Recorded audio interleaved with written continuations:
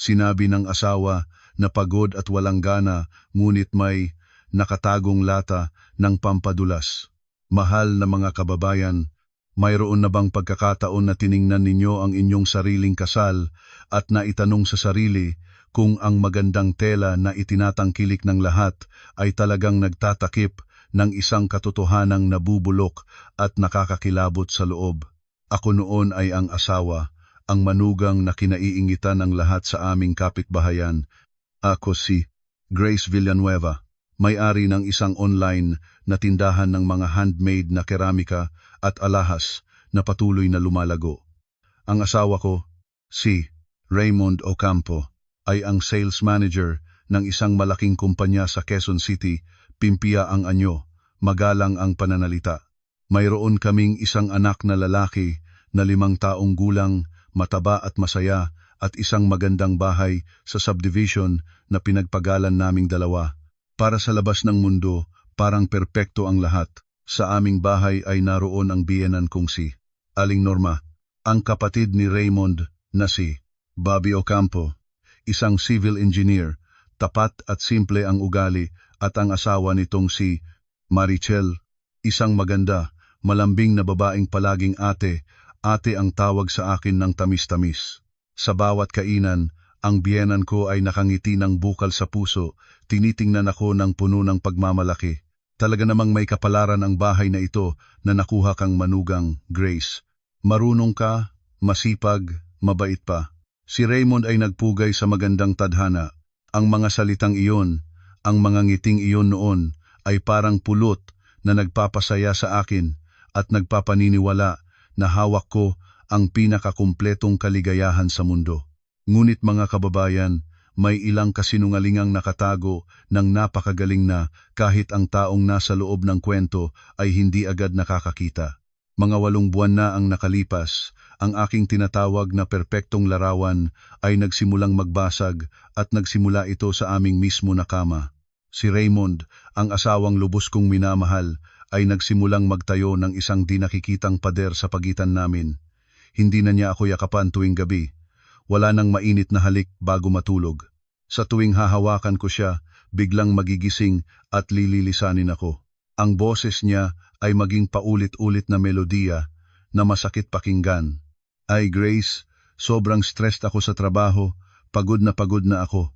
O kaya, dili muna, mahal ko walang mood ngayon, sana maintindihan mo. Sa simula, naniniwala ako. Pinagbintangan ko ang aking sarili baka dahil sa pagtatrabaho ko ng husto kaya hindi ko naalagaan ng maayos ang asawa. Nagluto ako ng mga paboritong pagkain niya, bumili ng magagandang damit pang tulog. Ginawa ko ang lahat para mapainit ang aming relasyon. Ngunit ang natatanggap ko ay ang walang pakialam at ang mga likurang tatalikuran sa akin na lalo pang nagiging malamig. Magigising siya ng 2:00 o 3:00 ng madaling araw para manood ng basketball o mag-scroll ng telepono, ngunit ayaw niyang lapitan ako. Ang kanyang pagod at kawalan ng gana ay para lamang sa kanyang asawa. Ang kalungkutan ay unti-unting naging kawalan ng kumpiyansa, pagkatapos ay pagdududa. Nagsimula akong hindi makatulog, nakahiga sa tabi ng aking asawa, ngunit pakiramdam ko ay nag-iisa ako sa isang desyertong pulo. Nagtanong ako sa sarili ko, may ibang babae na ba siya? Isang babaeng kumukuha ng lahat ng kanyang init at pagmamahal, at kapag umuwi siya sa bahay, isang malamig na katawan na lang ang naiwan para sa akin. Ang pagkakataon na mahanap ko ang sagot ay dumating 1 linggo. Umalis si Aling Norma at si Bobby kasama si Maricel papunta sa probinsya para sa isang handaan. Mag-asawa lang kaming natira. Sinabi ni Raymond, kailangan ko pang pumasok. May naiwan pa sa opisina. Nananatili akong nag-iisa sa bahay. Nagdesisyon akong linisin ang buong bahay, lalo na ang attic na puno na ng mga lumang gamit na hindi na niya pinupuntahan ng matagal. Habang inaayos-ayos ko ang mga kahon, nakalapat ang aking kamay sa isang maliit na itim na maleta, nakatago ng mabuti sa likod ng isang sirang aparador. Tiyak kong hindi ito ang maleta ko. Hindi rin ito kay Bobby. Binuksan ko ito nang may pag-usisa, at bumagsak ang aking mundo. Sa loob ay hindi damit o anumang importanteng bagay, kundi isang bagay na nagpagalaw ng aking buong katawan. Isang lata ng pampadulas, hindi ang karaniwang uri. Nakalagay ito sa isang mapulang velvet na kahon, may nakasulat na tatak ng isang mataas na klaseng Pranses na brand. Ang uri na nakikita ko lamang sa mga magazine para sa mga mahal-mahal na tao. Ang lata ay halos kalahati na ang laman. Nanginig ang aking mga kamay habang tinatangnan nito. Isang nakakakilig at masakit na damdamin ang pumaigting sa aking dibdib. Sinabi niyang pagod siya. Sinabi niyang walang gana. Kung gayon, para saan ito? Ginagamit niya ito sa sino? May ibang babaeng mainit at mapang-akit na kumuha ng lahat ng sigla ng aking asawa at para sa kanyang kasiyahan ay bumili pa ng ganitong mahal na kagamitan? Nagsimulang bumagsak ang aking mga luha, ngunit agad na sinunog ng galit ang lahat ng kahinaan. Hindi ko ito patatawarin. Hindi ako hihiyaw. Hindi ako magtatanong. Napagod na ako sa mga kasinungalingan. Kailangan ko ng katibayan. Kailangan kong mahuli silang mag-isa, harapan, walang maikakaila. Ngunit bago iyon, kailangan ko munang bigyan sila ng isang espesyal na sorpresa. Gusto kong maramdaman ng kalaguyo ng aking asawa ang presyo ng pagpasok sa aming pamilya. Isang malamig na ngiti ang pumunta sa aking mukha na puno ng luha. Kinuha ko ang lata at bumaba sa kusina. Sa cabinet ng mga pampalasa, inilabas ko ang aking lata ng siling labuyo powder, ang uri na tinatawag na ghost pepper. Ito ay regalo ng isang kaibigan na galing Bukidnon, ang lugar na kilala para sa mga pinakamaanghang na sili sa buong Pilipinas. Alam ko kung gaano ito kamaanghang. Ang aking mga kamay ay hindi nanginig, kakaibang katibayan ng loob. Binuksan ko ang lata ng pampadulas. Nagbuhos ako ng malaking halaga ng mapula-dilaw na nakamatay na pulbos ng sili doon. Gamit ang toothpick, dahan-dahan at maingat kong hinalo para matunaw ang maanghang na pulbos sa malinaw na likido. Pagkatapos, pinunasan ko ang lahat ng bakas. Inilagay muli ang lata sa maleta at inilagay ang maleta sa eksaktong posisyon nito para bang walang sinumang dumating. Nang gabing iyon, nakahiga ako sa tabi ni Raymond, nagpapanggap na tulog ng mahimbing, ngunit sa katunayan ay naging isang predator ako, matiyagang naghihintay sa aking biktima. Alam ko na ngayong gabi ay darating ang rurok ng drama. Bandang hating gabi, nagsimulang kumilos si Raymond. Dahan-dahan niyang inilipat ang katawan, nagsilip sa akin para matiyak na tulog na ako at maingat na bumaba sa kama. Hindi siya lumabas sa bahay. Hindi siya bumaba sa unang palapag. Kinuha niya ang kanyang telepono at pumasok sa banyo sa loob ng aming kwarto, binaluktot ang kandado. Naghihintay akong tahimik, ang tainga ko ay nakadiin sa dingding. Narinig ko ang banayad na umaagos ng tubig, pagkatapos ay matagal na katahimikan. Mga 15 minuto ang lumipas bago siya lumabas at maingat na umalis sa aming silid. Sa pagkakataong ito, malinaw kong narinig ang kanyang mga yabag ay hindi bumaba sa hagdan. Huminto sila diretso sa harap ng pintuan sa kabila. Ang kwartong iyon, kwarto ni na Bobby at Maricel. Isang banayad na click ang tumunog. Ang pintuan ay bumukas at nagsara, para bang isang kamay na hindi nakikita ang pumiga sa aking puso. Hindi maaari. Ngunit maaari ko pa bang linlangin ang aking sarili? Natulala akong nanahimik sa pagkagulat at pagkasukasok. Ang oras ay lumipas sa isang nakakakilabot na katahimikan. At pagkatapos, aray ko, tulong, sunog, sunog. Isang hiyaw na pumutol sa gabi, isang hiyaw na nagpunit ng katahimikan ng gabi, isang hiyaw na puno ng sakit at takot ng isang babae na nagmula sa eksaktong kwartong iyon. Sa kwarto ni Maricel, ang aking manugang sa baba. Mahal na mga kababayan, ang kwentong sasabihin ko, pagkatapos nito, ay maaaring naglalaman ng ilang detalyeng muling inilahad, minsan ay haka-haka na may tulong ng imahinasyon. Ngunit lahat ay para sa layunin ng libangan at higit sa lahat para maghatid ng malalim na aral tungkol sa tiwala, pagtataksil at nakakatakot na hangganan ng puso ng tao. Dahil ang trahedya ng aking pamilya, nagsimula talaga ito pagkatapos ng nakakatakot na hiyaw ng gabing iyon. Ang buong bahay na lulubog sana sa katahimikan ay biglang pinunit ng iyon. Ang hiyaw ni Maricel ay parang isang matalim na kutsilyo na tumusok sa pekeng kapayapaang mayroon tayo. Agad kong narinig ang pintuan ng kwarto ni Aling Norma na bumukas, kasunod ang mabilis na mga yabak niya sa hallway. Bumulat ako ng mabilis. Ang puso ko ay mabilis pa ring tumitibok sa dibdib. Alam ko na nagsimula na ang dula. Isinuot ko ang aking bata nang mabilis, pinilit ang isang mukha ng pagtataka at pag-aalala para bang ako rin ay nagising sa isang bangungot. Nang ibinukas ko ang aking pintuan, isang eksena ng kaguluhan ang lumitaw sa harapan ko. Ang dilaw na ilaw ng hallway ay nagpapagliwanag sa mukha ni Aling Norma na namumutla. Malakas siyang kumakatok sa pintuan ni na Bobby at Maricel. Maricel, Bobby, ano nangyari? Buksan ninyo para sa nanay. Ngunit ang tugon lamang ay ang lalong lumalim na pag-iyak ni Maricel. Nakasarado pa rin ang pintuan. Sa sandaling iyon, mula sa kung saan ay biglang lumitaw si Raymond. Nakasuot siya ng pangtulog na shorts lamang, hubad ang itaas, namumutak ang pawis sa noo, puting-puti ang mukha, walang dugo, ang mga mata ay puno ng takot. Maricel! Maricel! Ano nangyari?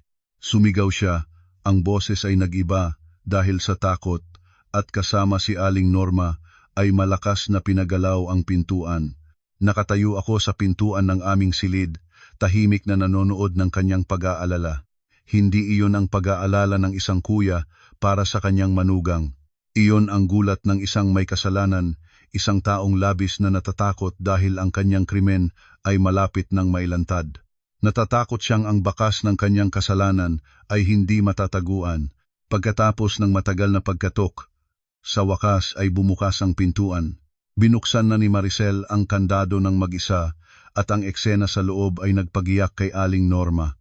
Nakaupo si Maricel sa sahig, magulo ang buhok, ang manipis na night dress ay nakalingkis, buong katawan siyang nanginginig, parehong kamay ay nakahawak ng mahigpit sa kanyang mas mababang bahagi ng katawan. Ang magandang mukha niya ay gusutin sa sakit. Nagpuputok siyang umiyak ng walang tunog. Diyos ko, anak ko, anong nangyari sa iyo? Sumugod si Aling Norma. Niyakap si Maricel, ngunit ang kumikilos ng mas mabilis pa kaysa sa kanya ay si Raymond. Sumugod siya at lumuhod sa tabi ni Maricel. Ang boses ay nanginginig. Maricel, ano ang nangyari? Sabihin mo sa akin. Iniunat niya ang kamay para hawakan si Maricel, ngunit biglang natalsik ito at sumigaw. Huwag mo akong hawakan. Masakit, sobrang sakit. Ang mga mata ni na Raymond at Maricel ay nagtagpo lamang ng isang maikling sandali, ngunit nakita ko ang lahat. Hindi iyon ang mga mata ng kuya at manugang. Iyon ang mga mata ng dalawang taong magkasabwat, isang hudyat na puno ng takot at kawalan ng pag-asa. Pumasok ako sa kwarto, pinilit ang isang boses ng pagmamalasakit. Maricel, ano nangyari? Natumba ka ba? Sa pagkarinig ng aking boses, nagulat sina Raymond at Maricel. Tumingin si Maricel sa akin. Sa kanyang mga matang puno ng luha, hindi ko lamang nakita ang sakit kundi pati na rin ang galit at isang talim ng takot na hindi niya maitago. Nagulumihanan siyang subukang bumuo ng paliwanag. Hindi ako. Siguro kinagat ako ng lamok. Malaking lamok. Kinagat ng malaking lamok. Isang mahina at kakatawa na kasinungalingan. Ang kagat ng lamok ay nagbubunga ng pamamaga at pamamantal, ngunit paano ito magdudulot ng sakit na hanggang sa pagsigaw ng isang babae na kinakalas ang sarili sa takot sa gabi? At bakit sa isang sensitibong bahagi na kailangan pang mahigpit na hawakan? Si Aling Norma ay naniwala agad nang marinig niya ang malaking lamok, agad siyang nag-alboroto. Naku naman, nakakatakot talaga ang ganoong uri ng lamok. Raymond, tumakbo ka sa gamutan at kumuha ng medisinang pangpahid. Dali, ngunit parang hindi narinig ni Raymond ang sinabi ng kanyang ina. Nakaupo pa rin siya roon, tinitingnan si Maricel nang may mukha na walang katinuan. Ang kanyang pag-aalala ay lumagpas ng higit sa normal. Hindi iyon simpleng pag-aalala para sa kalusugan ng manugang, iyon ang gulat ng isang taong natatakot sa mga kahihinatnan na hindi maitago. Natatakot siyang ang bakas na iyon ay mag-iiwan ng katibayan na hindi nila matatakpan. Pupunta na ako para kumuha. sabi ko, pagkatapos lumipat para huminga ng maayos, para ayusin ang magulo kong isipan. Perpekto ang palabas na ito, ngunit puno ng mga butas. Nagpe-performance silang mahusay, ngunit ang mga mata ng mga may kasalanan ay hindi maaaring magsinungaling. Nang hawak ko ang gamot at bumalik, inuupuan ni Raymond si Maricel sa kama. Maingat siyang naglatag ng kumot sa kanya, inaalagaan siya ng may malambot na mga salita na nakakakilabot sa pakikinig. Wala kang dapat alalahanin, nandito ako. Magiging okay ka na. Si Aling Norma naman ay abala sa pagkuha ng mainit na bimpo. Wala ni isa sa kanila ang napansin ang aking presensya. Parang labis na tao ako, isang hindi sinasadyang manonood sa kanilang kwentong pampamilya. Ibinaba ko ang gamot sa mesa, nagsalita ng malamig. Heto ang gamot. Siguro kailangan na siyang dalhin sa ospital, ang malalaking lamok ay hindi biro. Lalo na sa sensitibong lugar, madaling mag-infect. Ang aking pangungusap ay parang isang timba ng malamig na tubig na ibinuhos sa 3 tao. Hindi na kailangan, ate. Nagmadaling umiling si Maricel, namumutla ang mukha. Kailangan ko lang magpahinga ng konti, hindi na kailangan pang abalahin ang lahat. Tama, anak. Sumuporta rin si Aling Norma. Anong ospital ang bukas ngayong oras na ito? Pahintulutan muna siyang magpahinga, bukas natin tingnan. Si Raymond ay agad na tumayo at tumingin sa akin nang may mga matang nagsasamo at naguutos sa sabay. Grace, bumalik ka na sa kwarto natin. Nandito na kami ni nanay para alagaan si Maricel. Pagod ka na rin. Itinaboy niya ako. Natatakot siyang kung mananatili ako ay may madidiskubrihan pa ako. Kailangan niya ng sariling espasyo para mapag-usapan nila ang kanilang gagawin. Sige, kung may kailangan ninyo ay tawagan ninyo ako. Sabi ko at lumipat. Isinara ko ang pintuan ngunit hindi binakuran. Nagtago ako sa likod ng pinto, maingat na nakikinig. Narinig ko ang bulong ni Raymond. Nanay, maaari ba nating dalhin siya sa private clinic? May 24-hour clinic malapit dito. Pagkatapos ang boses ni Aling Norma. Sige, magbihis muna ako at sabay kayong pumunta. Nandito na lang ako para bantayan ang apo. Pagkatapos ay isang katahimikan at pagkatapos ay ang boses ni Maricel na lumuluha. Pasensya na sa lahat. Nagdulot ako ng abala. Yelo ang aking puso. Tinutulungan nila ang isa't isa.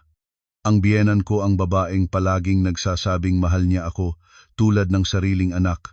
Ngayon ay kasabwat sa kasalanan ng sarili niyang anak at ng asawa nitong manugang. At si Maricel ang maliit na kapatid na parang dalisay ay isang makamandag na ahas na nagbalat kayo bilang isang batang kilinsi. Biglang naalala ko si Bobby, ang asawa ni Maricel, ang kapatid ni Raymond, nagtatrabaho na sa konstruksiyon sa probinsya sa loob ng halos 1 linggo. Hindi ito ang unang pagkakataon. Madalas siyang matagal na nag-aaway sa trabaho at bawat beses na lumayo si Bobby, may dahilan si Raymond para magpagabi sa opisina ng daladalang trabaho. Naniniwala ako noon. Humanga pa ako sa sipag ng aking asawa, ngunit ngayon, lahat ng piraso ay nagkasya nang magkasama. Ang mga gabing nagpupuyat siya, ang mga beses na pagod siya sa akin, lahat ay hindi dahil sa trabaho, dahil inuubos na niya ang lahat ng lakas niya para sa isang ibang babae. Sa loob mismo ng aming bahay, umupo akong bigla sa kama, ang mga luha ay bumagsak ng sarili, ngunit hindi iyon luha ng kahinaan, iyon ang luha ng galit na umabot na sa rurok. Nagkamali ako, masyadong maawain ako. Dapat ay hindi lamang siling labuyo ang ginamit ko. Nang gabing iyon, halos hindi ako nakatulog. Nakahiga ako sa malawak na kama. Tinutukso ng mga larawan ni na Raymond at Maricel ang mga kilos, ang mga titig nila na nagpapalakas ng aking isipan. Hindi ko mapaniwalaan na ang 2 taong pinakaminahal at pinagkatiwalaan ko ay nagkasamang nagkanulo sa akin ng ganitong karumal-dumal. Mahigit 1 oras ang lumipas bago ko narinig ang motorsiklo ni Raymond na bumalik. Hindi siya direktang pumunta sa aming silid, lihim siyang pumasok sa kwarto ni Maricel. Narinig ko silang nagbubulong. Pagkatapos ng matagal, dahan-dahan siyang bumalik sa aming kwarto. Inakala niyang mahimbing akong tulog. Maingat siyang humiga sa tabi ko. Mula sa katawan niya ay amoy ng antiseptic mula sa klinik. Pinikit ko ang aking mga mata. Sinubukang kontrolin ang paghinga ngunit sa aking dibdib ay isang bulkang handang sumabog. Namumukha sa kanya. Namumukha sa sarili ko dahil minahal ko ang isang taong ganyang daya at karumal-dumal. Nanatiling nakahiga ng ganoon hanggang malapit ng umaga. Kailangan ko ng aksyon. Hindi ko maaaring hayaang mawala ang tanging katibayan ng kanilang krimen. Ang lata na iyon dapat nasa aking mga kamay ito. Nang ang unang sinag ng araw ay sumisilip sa puwang ng pinto, narinig ko si Raymond na lumipat at maingat na umalis sa kwarto. Tiyak na pupuntahan niya ang lata para itapon. Naghintay akong mga 5 minuto, pagkatapos ay maingat na bumaba sa kama. Tumalon ako patungo sa atik sa lugar ng itim na maleta. Ngunit nang binuksan ko ito tumibok, nang mababa ang aking puso. Walang laman. Nawala ang lata. Mas mabilis siya sa akin ng isang hakbang. Nakatayo akong tulala sa gitna ng makalat na silid. Ang kawalan ng magagawa at galit ay sumasakop sa aking kaluluwa. Nawala na ito. Nawala ko na ang pinakaimportanteng katibayan. Kung sasabihin ko na ngayon ang lahat, hahalakhakan lang nila ako, sasabihing selos ako at may sakit, nagdadala ng walang batayan na paratang. Wala akong hawak na anuman para patunayan ang aking mga salita. Bumagsak akong bumaba sa bahay. Mabigat ang hangin sa loob, nakakatakot. Si Aling Norma ay nasa kusina, nagluluto ng malaking kaldero ng lugaw na may luya. Nang makita niya ako, isang sulyap lang ang ibinigay at pagkatapos ay ibinaling muli ang tingin sa kaldero walang salita. Nagbago na ang kanyang ugali, wala na ang dating masayang pagtanggap, pinalitan ng lamig at kaibahan. Talagang sinisisi niya ako. Marahil sa kanyang mata, ako ang pinagmulan ng lahat ng gulo. Si Raymond naman ay nakaupo sa hapagkainan. Hawak ang diaryo, ngunit ang mga mata ay nakadikit sa screen ng telepono, nakaayos ang mukha. Nang makita niya ako, mabilis na itinago ang telepono at pinilit ang ngiti. Gising ka na? Maayos ba ang tulog mo? Ang ngiti niya ay napakapalso na nakakatawa na. Tumingin ako sa kanya ng diretso. Ang aking tinig ay malamig tulad ng yelo. Hindi masyadong maayos. Sino bang makakatulog ng maayos pagkarinig ng ganitong hiyaw sa gabi? Kumusta na si Maricel? Ang aking tanong ay nagpagulat ng bahagya kay Raymond. Lumingon siya ng mabilis, sumagot. Okay na siya. Sabi ng doktor, kagat lang ng insekto na nagdulot ng allergy. Umiinom lang ng gamot ilang araw, gagaling na. Kagat ng insekto na pumunta pa sa klinik ng hating gabi? Grabe naman.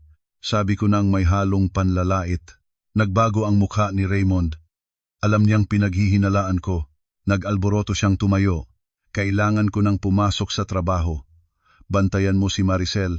Pagkatapos mabilis na kinuha ang bag at umalis para bang tumakas sa isang pagtatanong, tinanaw ko ang kanyang papalayong likod. Isang paghamak ang bumubula sa loob ko. Duwag. Kahit harapin ang katotohanan, ay hindi niya kaya. Nang araw na iyon sa almusal, ako at si Aling Norma lang. Si Maricel ay nagdadahilan ng pagod kaya hindi bumaba. Inakyat ni Aling Norma ang malaking mangkok ng lugaw para sa kanya mas maingat pa kaysa sa sariling anak. Nang bumaba si Aling Norma, malakas niyang ibinaba ang mangkok sa mesa, tumingin sa akin ng mapag-alinlangan. Grace, totoo ang sinasabi ng nanay, matagal ka ng bahagi ng pamilyang ito bilang manugang.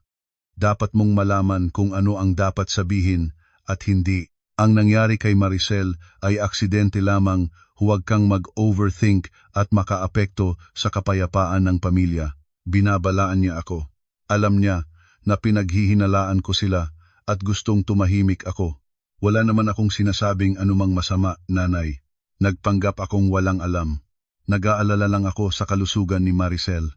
Ang pag-aalala ay mabuti ngunit ang labis na pag-aalala ay nagiging panunubok na.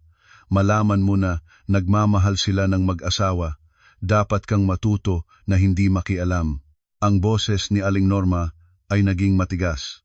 Ang babae ay dapat marunong mag-ingat ng bibig, mag-alaga ng pamilya, iyon ang nagbibigay ng kapalaran. Sa pakikinig nito, nakangisi lang ako sa loob ng aking sarili. Pag-alaga ng pamilya, ang pamilyang ito ay nabubulok na mula sa loob. Gusto nilang maging masunuring titigas lamang sa dula nila. Ngunit nagkamali sila. Hindi na ako ang Grace Villanueva ng kahapon. Ang katibayan ay nawala, ngunit ang lahat ng nakita ko, narinig ko, at naramdaman ko ay malalim nang nakaukit sa aking isip. Naaalala ko na ang mga maliliit na detalye na noon ay hindi ko napansin. Sa bawat beses na lalayo si Bobby para magtrabaho, laging may dahilan si Raymond na kailangang magpagabi. Sa bawat kainan, kapag may maanghang na pagkain na hindi gusto ni Maricel, si Raymond ang mabilis na nagbibigay ng tubig. Sa mga beses na nakita ko silang nag-uusap ng mag-isa sa sulok ng bakuran, kapag may dumating, nagkakalayo sila ng mabilis. Lahat ng ito na noon ay itinuturing ko na normal na pakikitungo ng kuya, at manugang ngayon ay lumitaw ng malinaw bilang mga katibayan ng kanilang kasalanan. Nawalan ako ng lata, ngunit hindi ako susuko. Maghahanap ako ng ibang katibayan na hindi maaaring itanggi ng sinuman. Ang pagdududa tungkol sa isang mas malaking plano ay patuloy na nanggugulo sa aking isipan, nagpapahirap sa aking pagkain at pagtulog. Alam ko na hindi ako maaaring kumilos ng pabaya. Kapag nagambala ang ahas, magiging mas maingat at tatanggalin ang lahat ng bakas. Kailangan ko ng trump card, isang lihim na sandata na makakakuha ng buong katotohanan ng hindi alam ng sinuman. Pagkatapos ng maraming gabing pagwawari, sa wakas ay nahanap ko ang solusyon.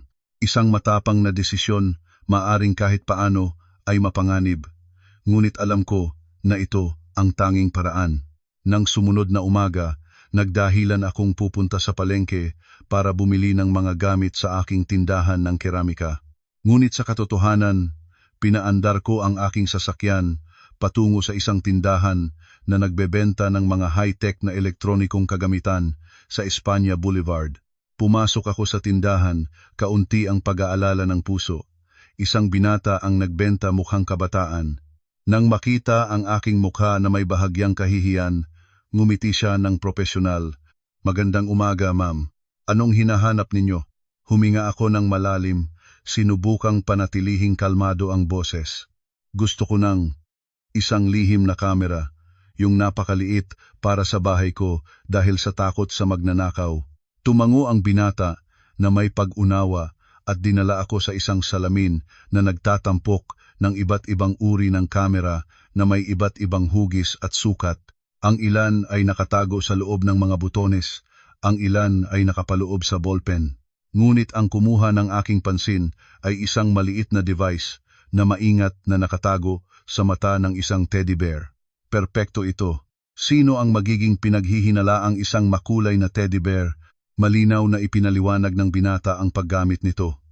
Ang kamera ay may mataas na resolution, kaya nitong mag-record ng video at audio ng malinaw kahit sa mahinang ilaw.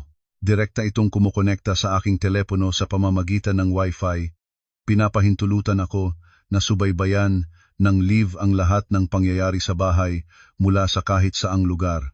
Pinakamahalaga, ang baterya ay maaaring gumana ng ilang araw ng tuloy-tuloy at kailangang i-charge lamang sa pamamagitan ng karaniwang USB port. Wala akong nag-alinlangang isang segundo, agad ko itong binili. Hawak ko ang teddy bear, pakiramdam ko ay may hawak akong isang time bomb. Maaari nitong wasakin ang pamilyang ito, ngunit ito rin ang tanging susi para sa aking kalayaan. Pagbabalik sa bahay, kailangan ko ng isang makatwirang dahilan para ilagay ang aking espesyal na saksi sa pinakaangkop na posisyon. Sa kabutihang palad, ang pagkakataon ay dumating ng hapon na iyon. Si Pin, ang aming 5 taong gulang na anak, habang naglalaro, ay aksidenteng napunit ang kanyang paboritong teddy bear. Nagiyak-iyak ang bata, hindi mapakain. Agad kong inilabas ang bagong teddy bear, mahinhin nagsalita sa anak. "Pin, huwag nang umiyak. Mayroon mami ng bagong teddy bear para sa iyo, mas maganda pa." Ang gumong ito ay magiging kaibigan ni Pin, maaari siyang maglaro kasama si Pin araw-araw. Nang makita ng bata ang bagong gomo, tumigil na agad ang iyak. Niyakap nito ng mahigpit at masayang sumigaw. Pinagbilinan ko ang aking anak. Ang gumong ito ay pinakamabuting kaibigan ni Pin, kaya dapat ilagay sa pinakamagandang lugar sa bahay para makita kanya habang naglalaro ka araw-araw. Ang bata ay nagtango ng walang muwang at nagmadaling tumakbo sa sala at inilagay ang teddy bear ng maayos sa ibabaw ng TV stand. Nakaharap sa sofa set ang posisyong hindi maaaring maging mas perpekto. Mula sa anggulo ng gomo, maaari nitong makita ang buong sala, ang lugar kung saan maraming beses kong nahuli sina Raymond at Maricel na lihim na nag-uusap. Lihim ko itong kinonekta sa aking telepono. Ang imahe at tunog mula sa sala ay malinaw na nailipat. Makakarinig pa ako ng tuktok ng orasan. Makikita ko ang bawat particle ng alikabok na lumilipad sa hangin. Nagsimula na ang aking plano. Ang trabaho ko ngayon ay maghintay sa 2 asong iyon na pumasok sa aking bitag. Sa mga susunod na araw, namumuhay ako sa isang kakaibang kalagayan ng isip. Sa araw, isa pa rin akong asawa, manugang, at kapatid na babae sa panlabas. Ngunit sa gabi, kapag natutulog na ang lahat, nagiging isang tahimik na tagamasid ako. Nakahiga sa kwarto ko na nagpapanggap na mahimbing, ngunit palagi kang nasusungaban ang screen ng aking telepono na nagpapakita ng live na imahe mula sa sala. Ang unang ilang gabi ay lumipas ng maayos, parang naging mas maingat sila pagkatapos ng aking mga pagsubok. Walang lihim na pagtatagpo, walang kahina-hinalang kilos. Minsan ay naisip ko, baka ako ay labis na nagdududa. Baka binabago ko ang aking sarili na magiging isang may sakit. Ngunit nang ika-4 na gabi, ang aking pasensya ay ginantimpalaan. Gabi noon, malakas ang ulan, humihihip ang hangin sa mga bitak ng bintana na gumagawa ng nakakakilabot na ingay. Bandang isang umaga, nang matulog na ang lahat, nakita ko si Raymond sa screen maingat na binuksan ang pintuan ng sala, naglingon-lingon at pagkatapos ay pumasok. Ilang minuto ang lumipas, lumitaw si Maricel. Nakasuot siya ng 2 piraso na manipis na night dress. Ang mahabang buhok ay bukas. Umupo sila sa sofa, diretso sa ilalim ng anggulo ng kamera. Mabilis na tumibok ang aking puso hanggang sa naririnig ko na ito sa aking dibdib. Isinuot ko ang earphones, sinubukang huwag palampasin kahit isang salita. Sa simula, tahimik lang silang nakaupo, parang nakikinig sa anumang galaw sa bahay. Pagkatapos ay si Raymond ang nagsalita muna. Ang boses niya ay bumubulong ngunit puno ng inis. Naulol ka ba? Sinabi ko na, mag-ingat tayo ngayon. Nagsimula ng magduda si Grace. Alam ko, ngunit natatakot ako ng labis. Nanginig ang boses ni Maricel, parang malapit ng umiyak. Noong nakaraang beses ay sinadya niyang magluto ng maanghang para sa akin. Ang paraan ng pagtingin niya sa akin para akong kakainin niya. Raymond, baka tumigil na tayo. Tumigil? Ngayon, nagalit si Raymond. Ang sabi mo'y pakinggan mo naman. Ang lahat ay napakahalaga na ngayon. Tumigil na ngayon paano? Ang plano natin ay malapit ng maging matagumpay, kaunting oras na lang. Naghinto akong huminga. Plano. Plano na naman, ngunit ang plano nating ito ay mapanganib ng labis. Baka matuklasan ni Grace. Natatakot akong baka malaman ng aming relasyon, mawawalan na tayo ng lahat, pati ang bata. Agad na itinayo ni Raymond ang kanyang kamay sa bibig ni Maricel para patahinan ito. Shh! Huwag mong bibanggit ang bata ng malakas. Walang dapat na makaalam ng tungkol sa bata. Naintindihan mo? Lalo na si Bobby. Hayaan mo siyang isiping kanya iyon. Basta lang maisilang ang bata, basta lang nasa apelyido o kampo, ito ang kalahati ng ari-arian ni nanay ay natural na magiging sa kanya. Sa oras na iyon, lahat ay magiging sa atin. Natulala ako namuhin ang aking mga kamay. Bata, buntis si Maricel, at iyon ay anak ni Raymond. Nagpaplano silang gamitin ang bata sa tiyan para kunin ang ari-arian ni Aling Norma. Ang nakakatakot na katotohanan ito ay lampas pa sa aking inaasahan. Hindi na ito simpleng pag-aasawa sa labas ng kasal. Ito ay isang plano ng incest, isang nakakatakot na balak para magnakaw ng ari-arian. Hindi lang nila pinagtataksilan ako, pinagtataksilan din nila ang kanilang sariling kapatid, ang sariling anak na lalaki, ang kaawa-awang Bobby, nandoon pa rin sa trabaho. Walang alam ang asawa na kanyang minamahal ay nagdadala ng dugo ng kanyang sariling kuya. Ang galit at pagkasukasok ay umabot na sa pinakamataas na antas. Sinikip ng hawak ko sa telepono, parang gusto ko itong basagin. Ang video na ito, Ito ang pinakamatibay na katibayan.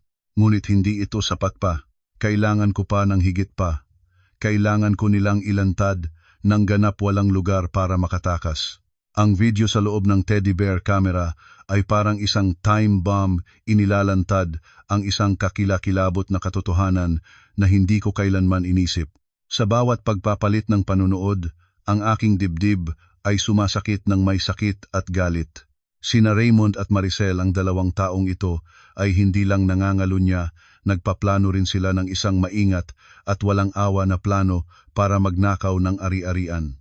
Ginagamit nila ang tiwala ni Bobby, ginagamit ang pagmamahal ni Aling Norma, at ginagamit ang bata sa tiyan ni Maricel bilang kasangkapan. Ang pagkasukasok sa akin ay umabot na sa rurok, ngunit alam ko na hindi ko maaaring kumilos agad. Bagamat malakas ang video bilang katibayan, nabubunyag lamang nito ang plano para sa ari-ariang pamana. Naramdaman ko na may isang bagay na hindi tama. Si Raymond ay isang taong maingat at mapag-alinlangan. Hindi siya magtataksil ng sa isang babae lamang. Ang aking likas na pakiramdam ay nagsasabi na sa likod ni Maricel ay mayroon pang ibang mga babae, ibang mga lihim na mas madilim pa. Nagdesisyon akong magpatuloy na manahimik, magpatuloy na maglaruan ng mabait na asawa na hindi nakakalam ng anumang bagay para hanapin ang mga nawawalang piraso. Nagsimula akong bantayan ang bawat galaw ni Raymond ng mas mabuti. Sinuri ko ang kanyang pitaka, kasaysayan ng mga tawag, mga mensahe sa smartphone, ngunit lahat ay malinis ng nakakahinala. Walang kakaibang numero, walang mapag-aalinlangang mensahe. Masyadong matalino at maingat siya. Mayroon siyang ibang paraan ng komunikasyon. Ang pagkakataon ay dumating sa akin ng ganap na aksidente. Isang araw, ang gripo ng banyo namin ay tumagas. Tinawag ko ang plomero. Habang sinusuri ng plomero ang kahon ng teknikal sa loob ng dingding para suriin ang mga tubo, aksidental kong nakita ang isang kakaibang bagay na nakatago ng malalim sa loob, nakabalot sa isang plastic na bag. Tumibok ng isang beses ng malakas ang aking puso. Naghintay akong umalis ang plomero matapos ay maingat na muli kong binuksan ang kahon. Nanginig ang aking mga kamay habang kinukuha ang bagay. Ito ay isang telepono, hindi smartphone, kundi isang lumang Nokia brick phone. Ang uri na tinatawag ng mga tao na pantig na telepono. Bakit nagtatago si Raymond ng isang ganitong lumang telepono sa isang lihim na lugar? Tiyak na hindi ito isang karaniwang telepono. Pinindot ko ang power button. Sa kabutihang palad, mayroon pa ring baterya. Nag-ilaw ang screen, walang password. Mabilis na binuksan ko ang inbox. At ang nabasa ko ay nagdulot sa akin ng pakiramdam ng pagduduwal. Napakaraming mensahe na nagmula sa iisang numero nakatago sa kakaibang pangalan na premium client. Ngunit ang laman ng mga mensahe ay hindi premium kahit kailan. Lahat ay pababa, maruming mga salita at masakit na sitwasyon. Raymond, anong oras ka darating ngayong gabi? Inihanda ko na ang mga bagong laruan ha. Kahapon sobrang nagustuhan ko ang ginawa natin. Susunod na beses, subukan nating ibang estilo. Naalala kita ng sobra. Huwag mo akong pabayaang maghintay ng matagal ngayong gabi. Kasama ang mga ito ay mga mapamukaw na litrato ng isang hindi kilalang babae. Binuksan ko ang petsa ng mga mensahe.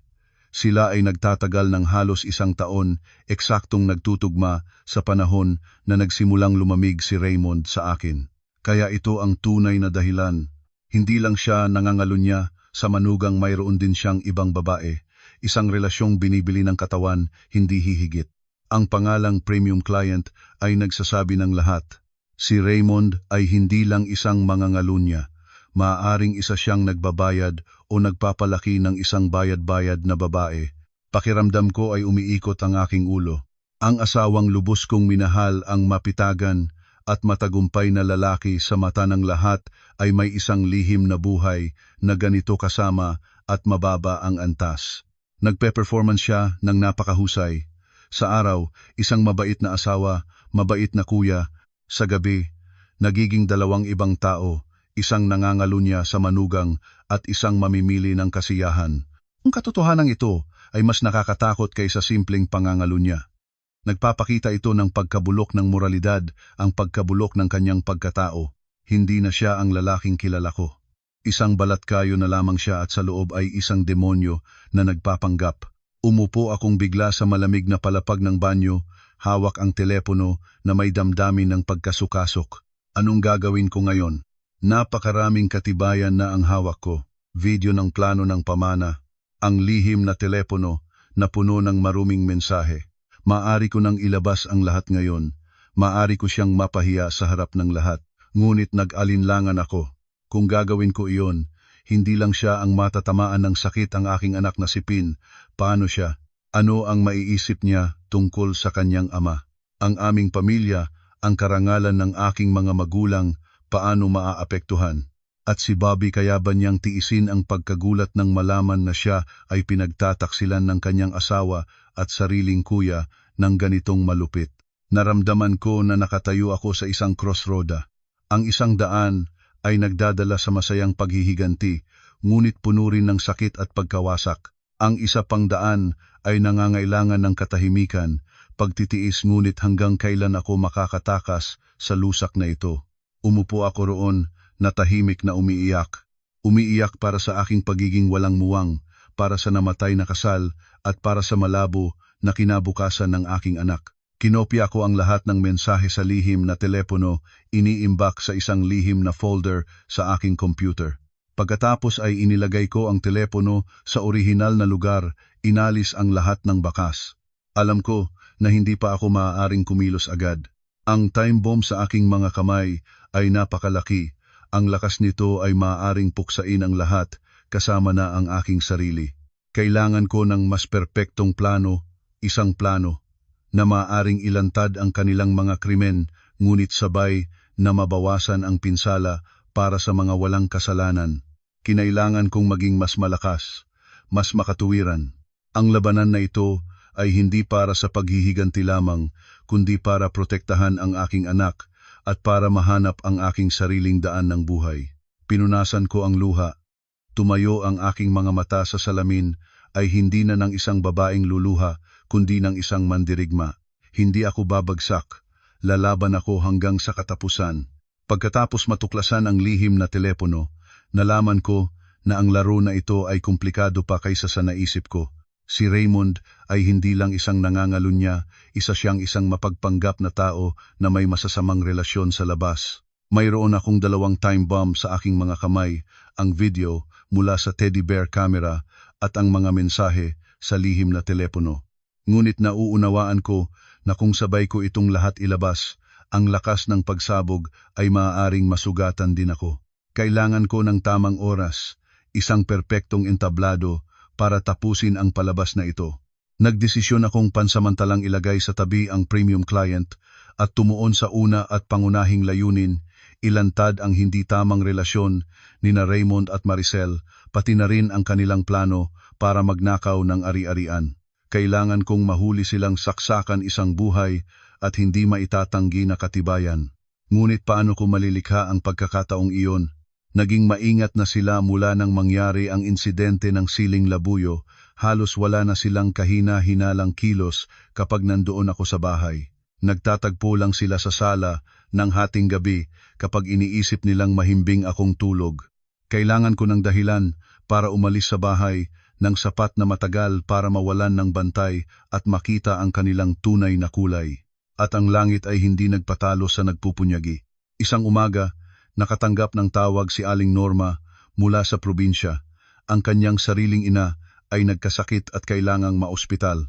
Bilang pinakamatandang anak sa pamilya, kailangan niyang bumalik agad para alagaan ang kanyang ina. Siguro 3-4 na araw akong wala. Mag-ayos na lang kayo roon. Sinabi niya sa amin sa tanghalian. Ang boses ay puno ng pag-aalala. Narinig ko ito at mas mabilis na tumibok ang aking puso. Narito na ito. Ito ang pinakahinihintay kong pagkakataon. Si Aling Norma ang kanilang huling hadlang. Kapag wala siya, wala nang magsasimala sa kanila. Sabay na iyon, si Bobby ay nandoon pa sa trabaho, hindi pa darating hanggang katapusan ng linggo. Sa loob ng 3 araw, ang bahay na ito ay magiging paraiso ni na Raymond at Maricel. Sinulyapan ko sila ng bahagya. Kahit na parehong nagpapanggap ng pag-aalala para sa kalusugan ni Lola, hindi ko namalayang may isang maikling flash ng kagalakan sa kanilang mga mata nang magkasilyap sila. Iniisip nilang dumating na ang kanilang pagkakataon, ngunit hindi nila alam na iyon din ang aking pagkakataon. Agad na nabuo sa aking isip ang isang matapang na plano.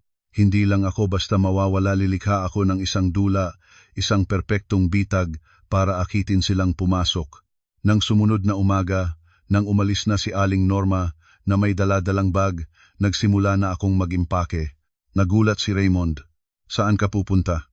Lumingon ako sa kanya, pinilit ang isang malungkot na mukha. Ang nanay ko sa probinsya ay hindi rin maganda ang pakiramdam, kaya naman sabay na ako lumayo para bisitahin siya ilang araw. Matagal na rin akong hindi nakakaabot sa kanya. Isang kasinungalingan ito. Ang aking ina ay ganap na malusog, ngunit alam ko na ito ang pinakamakatwirang dahilan. Nang marinig ito ni Raymond, kahit na tumingin siya ng may pagdududa, wala siyang kahina-hinalang tinaas sa katuwiran ko, kahit na nagpakita pa siya ng pag-unawa at suporta. Oo, umalis ka na. Kailangan din ng iyong mga magulang ang pag-aalaga, nandito na lang ako para mag-alaga. Ang kanyang boses ay malambot at mainit, ngunit para sa akin, purong pagpapanggap iyon na nakakasukasok. Sabik na sabik siya dahil mag-iisa na sila ni Maricel sa bahay. Kahit na tulungan pa niya akong dalhin ang bag sa sasakyan, nagbibigay ng mga babala. Mag-ingat sa daan, tawagan mo ako pagdating, alagaan ang sarili mo. Ang kanyang mga salita ay nakakainis dahil sa pagpapanggap. Niyakap ko ang aking anak na si Pin, hinalikan ang pisngi nito. Pin, maging mabait ka ng kasama ang papa. Ililipat mo si mami ilang araw lang at babalik agad. Ang bata ay ayaw mag-alwan. Habang tinatingnan ng anak, kumirot ang aking puso. Ginagawa ko ang lahat ng ito para sa aking anak, para bigyan ito ng mas magandang kinabukasan, ng mas malinis na kapaligiran, hindi lumaki sa isang tahanan na puno ng panloloko at pagtataksil. Sumakay ako sa taxi, nagpaalam sa ama at anak.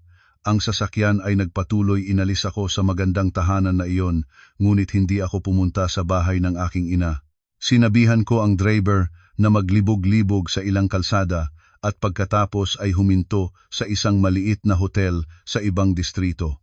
Nagreserba ako roon mula pa kahapon. Ito ang magiging command center ko sa susunod na 3 araw. Pagpasok sa hotel, ang unang ginawa ko ay binuksan ang telepono at kinonekta sa teddy bear camera. Malinaw na lumitaw ang imahe ng sala, tahimik ang lahat. Umupo ako sa kama, ang mata ay hindi umaalis sa screen. Alam ko na hindi sila agad kumilos. Maghihintay sila, maghihintay hanggang lumubog ang gabi, hanggang maniwalang ligtas na ang lahat. Buong araw na iyon ay nanatili lang ako sa kwarto ng hotel, binabantayan ang lahat ng galaw sa bahay. Nakita ko si Raymond na inihahatid ang anak sa paaralan at pagkatapos ay pumunta sa trabaho. Si Maricel naman ay nananatili sa bahay, papalabas-pasok na hindi mapigilan ang kasabikan sa mukha niya. Nang hapon, sinundo ni Raymond ang anak. Nagpanggap siyang isang napakamabait na ama, naglaro kasama ang anak, pinaligo, pinakain. Si Maricel naman ay nagpanggap na mabait na tiyahin, nagtulungan sa pag-aalaga ng pamangkin. Sa pagtingin sa masayang eksena ng pamilya sa screen, nagsuka-suka ang pakiramdam ko. Nagpe-performance sila ng perpekto. Nang gabi, pagkatapos patayin ang ilaw para sa anak, umupo sina Raymond at Maricel sa sala na nanonood ng telebisyon. May pinanatili pa rin silang ilang distansya, nagkukuwentuhan ng may limitasyon. Ngunit alam ko na iyon ay pagtitimpi bago ang bagyo. Bandang 10:00, tumayo si Maricel. Pupunta na ako sa kwarto. Maaga ka rin matulog. Tumango si Raymond. Umalis si Maricel, ngunit napansin ko na hindi niya sinara ang kanyang pintuan. Ilang oras ang lumipas, pina-off ni Raymond ang telebisyon, sinuri ang kwarto ng anak ng isang beses at pagkatapos ay bumalik sa aming kwarto. Kumontra ang aking kilay, baka naghula ako ng mali? Baka hindi sila gumawa ng anuman? Ngunit hindi ang aking likas na pakiramdam ay nagsasabing hintayin ko pa. Patuloy akong naghintay ng matiyaga. Ang mga kamay ng orasan ay lumipas ng dahan-dahan, hating gabi na. Ang buong bahay ay nalubog sa kadiliman at katahimikan.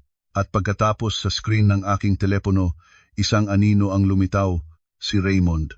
Maingat na binuksan ang pintuan ng kwarto, naglingon-lingon sa hallway at pagkatapos ay maingat na isinara.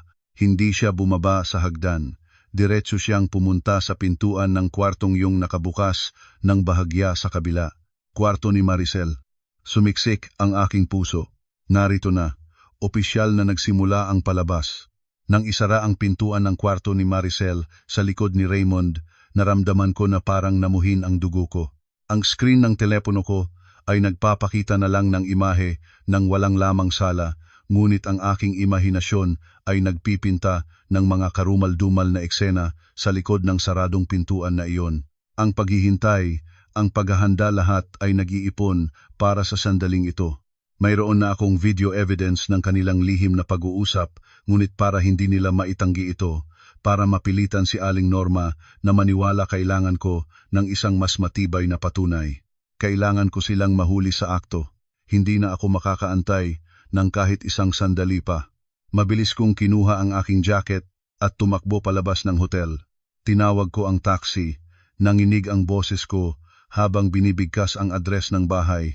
Mabilis na tumitibok ang aking puso. Libo-libong tanong, libo-libong senaryo ang lumitaw sa aking isip. Ano ang gagawin ko pagpasok? Ano ang sasabihin ko? Magiging sapat ba ang aking lakas ng loob para harapin ang nakakatakot na eksena? Huminto ang sasakyan sa simula ng daan. Nagbayad ako at halos tumakbo patungo sa aming bahay. Ang buong kapitbahayan ay lulubog sa pagtulog, tanging ang dilaw na ilaw ng poste ng kalsada ang nagbibigay liwanag sa walang taong daan. Ginamit ko ang reserbang susi, maingat na binuksan ang bakuran pagkatapos ang pangunahing pintuan. Ang buong bahay ay tahimik, kadiliman ang bumabalot sa lahat. Maingat na hinubad ang sapatos, naglakad sa sahig ng malamig na nang walang ingay. Umakyat sa hagdan, nang isa-isang hakbang ang puso ay parang nakabitin sa sinulid. Nakatayo akong harap ng pintuan ng kwarto ni Maricel. Ang pintuan ay nakabukas, ng bahagya walang ilaw sa loob, kadiliman lamang ang nag-aagaw. Narinig ko ang bulong boses ni Raymond at boses ni Maricel. Hindi pa rin sila natutulog, nag-uusap pa rin sila. Ang galit ay nangibabaw sa aking takot. Iniunat ko ang kamay, handang itulak nang bukas ang pintuan. Handa na akong harapin ang lahat. Handa na para tapusin ang palabas na ito sa kahihiyan at pagkalaglag. Ngunit sa sandali na halos umaabot na ang aking mga daliri sa pintuan, ilang salita ang pumasok sa aking pandinig na nagpahinto sa akin. Ang kanilang pag-uusap ay hindi mga salita ng magkasintahan, hindi mga salita ng mga mangingibig. Ito ay isang talakayan, isang plano na puno ng kasamaan. Ilang araw lang ang wala si nanay, hindi ka ba makapaghintay? Ang boses ni Maricel ay parang nag-away. Hintayin ang ano? Narinig mo ba ang sinabi ko? Nagalit si Raymond. Hindi mo ba nakikita kung paano ang tingin ni Grace sa atin? Pinaghihinalaan na tayo niya. Natatakot ako na naglagay na siya ng recording device sa bahay. Alam ko, ngunit labis na ako natatakot. Nanginig ang boses ni Maricel. Baka malaman ni Bobby. Kapag nalaman niya, papatayin na tayo niya. Siya? Anong malalaman? Bumagsak si Raymond sa matingkad na tawa, isang tawa na puno ng kasamaan at paghamak. Tanga siya mula pagkabata, sigurado na lang ang mga trabaho niya. Naniniwala siya sa lahat ng sinasabi ko. Kailangan lang isimsim, isang maliit na aksidente sa trabaho, isang maguguho na andamyo o isang salpik ng kuryente at lahat ay maayos na resolbahan. Namuhin ang aking mga kamay. Aksidente, guguho na andamyo, salpik ng kuryente. Hindi lang nila gustong kunin ang asawa ni Bobby, hindi lang nila gustong linlangin si Bobby. Gustong patayin ng mga ito ang kanilang sariling kapatid at asawa. Katotohanan na ito ay higit sa 100 beses na mas nakakatakot kaysa simpleng pangangalunya. Ito na ay krimen, isang intensyonal na plano ng pagpatay. Ang likod ko ay nabasa ng malamig na pawis. Natuklasan ko na masyadong simple ang aking inaakala. Inisip ko lang na ilantad ang kanilang pag-aasawa sa labas ng kasal para mag-divorce, ngunit hindi ko inakala na mahahanap ko ang isang plano na mas madilim at mas malupit. Narinig ko ang nanginginig na boses ni Maricel. Ganoon ba talaga tayo? Hindi ba labis na masama? Asawa ko pa rin siya. Masama? Bumagsak uli ang tawa ni Raymond. Malamig at puno ng panlalait. Kumpara sa lahat ng makukuha natin, anong halaga nito? Isipin mo ulit ang buong bahay na ito, ang lupa sa probinsya na hawak ni nanay, pati ang tindahan ng keramika ni Grace. Higit pa rito kapag namatay si Bobby, ikaw ang magiging legal na tagapagmana ng kanyang ari-arian. Tapos ako hahanapin ko ang paraan para palayasin si Grace nang walang dala-dala. Si nanay ay matanda na maaga o huli. Lahat ng ito ay magiging akin. Kapag iyon ay nangyari, lahat ay para sa atin. Ikaw ang magiging pinuno ng bahay na ito, hindi na magiging nakatago tulad ng ngayon. Sumuporta ang aking mga kamay sa dingding nagsisikap na hindi bumagsak. Ang kanilang plano ay masyadong perpekto, masyadong walang awa. Gusto nilang kunin ang lahat. Gusto nilang alisin ang lahat ng nasa kanilang daan. At kasama rin ako sa listahan ng mga dapat alisin. Hindi na ako ang asawa ni Raymond sa kanyang mata. Isa akong hadlang, isang tinik na kailangan tanggalin. Ang galit sa loob ko ay naging sukdulang takot. Hindi ako natatakot para sa aking sarili kundi para kay Bobby. Nandoon siya sa labas, walang alam ang asawa na mahal niya ay may bata ni kuya niya sa tiyan. At ang kanyang kuya ay nagpaplano ng isang aksidente para sa kanya. Hindi na ako makakapasok pa. Kung gagawin ko iyon, malalaman nilang narinig ko ang lahat. Hindi lang nila susubukang takpan ang bibig ko, maaaring mapabilis pa ang plano para sa Bobby. Kailangan kong umurong. Kailangan kong hanapin ang ibang paraan, isang paraang maaaring iligtas si Bobby at sabay na ilabas ang dalawang hayop na ito sa liwanag ng katarungan. Maingat kong umatras, isa-isang hakbang sinisikap na huwag gumawa ng anumang ingay. Lumabas ako sa bahay, isinara ang pinto ng dahan-dahan. Naglakad ako sa dilim ng gabi, ang luha ay tuloy-tuloy na bumabagsak. Ngunit sa pagkakataong ito, hindi lang ako umiyak para sa pagtataksil, kundi para sa kalupit ng puso ng tao. Mga kababayan, marahil sa ating buhay ay palagi tayong nakakarinig ng mga kwento ng pangangalunya at pagtataksil sa likod ng ating mga pinto. Ngunit kapag ang pagtataksil ay hindi na huminto sa damdamin at naging isang plano na kukunin ang buhay ng isang mahal sa buhay iyon, ay hindi na kwento ng moralidad kundi ng pagkatao mismo. Nagpapakita ito na kapag ang kasakiman at pagkamakasarili ay umabot na sa rurok, ang tao ay maaaring maging napakamalupit at walang awa hanggang sa punto na hindi mo na maisip. At sa harap ng kasamaan, ang katahimikan ay hindi isang pagpipilian, ang pakikipaglaban para sa katarungan at para protektahan ang mga walang kasalanan ay ang tunay na responsibilidad. Ang nakakatakot na gabing iyon ay ganap na binago ang larangan ng aking pakikipaglaban. Ang problema ngayon ay hindi na simpleng ilantad ang isang pangangalunya para mag-divorce. Naging isang karera laban sa oras ito para iligtas ang isang buhay. Bumalik ako sa hotel na nag-aalmusal ng halos magulo ngunit sinabihan ng aking isipan na manatiling kalmado. Agad na tinawagan ko ang pinakapinagkakatiwalaang tao, ang aking ate na si Abogado Claire Villanueva. Matalino, matatag at labis na nagmamahal sa akin. Nang ikinuwento ko sa kanya ang buong kwento sa telepono na nanginginig ang boses na nahimik siya ng matagal. Alam ko na nagulat din siya. Pagkatapos ay nagsalita siya ng matatag at desisibo. Grace, pakinggan mo ako. Huwag kang kikilos ng mag-isa. Kailangan mong bumalik sa bahay agad at magpanggap na walang nangyari. Kapag mas natatakot ka, mas mag-aalalang sila. Ngunit paano si Bobby? Nautal akong umiyak. Hindi ko siya maaaring hayaang mamatay. Naiintindihan ko. Lumembot ang boses ni Ate Claire. Ang tungkol kay Bobby ay hayaan mo na si ate ang mag-aasikaso. Maghahanap si ate ng paraan para makipag-ugnayan sa kanya, babawiin siya ng maingat para hindi makapag-udyok ng kahina-hinalang gawi. Ang trabaho mo ngayon ay protektahan ang sarili mo at sipin at sabay pa ring mag-ipon ng katibayan tungkol sa plano ng pagpatay. Ang boses mo lang ay hindi sapat para maparatangan sila. Ang salita ng aking ate ay parang isang dosis ng pampalma ng nerbiyos. Tama siya. Hindi ako maaaring bumagsak ngayon. Kailangan kong maging matatag, mas makatuwiran kaysa dati. Nang sumunod na umaga, nag-impake ako, bumalik sa bahay. Sinabihan ko si Raymond na sobrang namiss ko si Pin, kaya nakabalik na agad. Mukhang kaunting nagulat sina Raymond at Maricel, ngunit nang makita nilang normal pa rin ang aking ugali, hindi na sila nag-alinlangan. Ang buhay sa loob ng bahay ay bumalik sa pekeng kapayapaan. Ngunit para sa akin, ang bawat segundo na lumilipas ay isang pagpapahirap.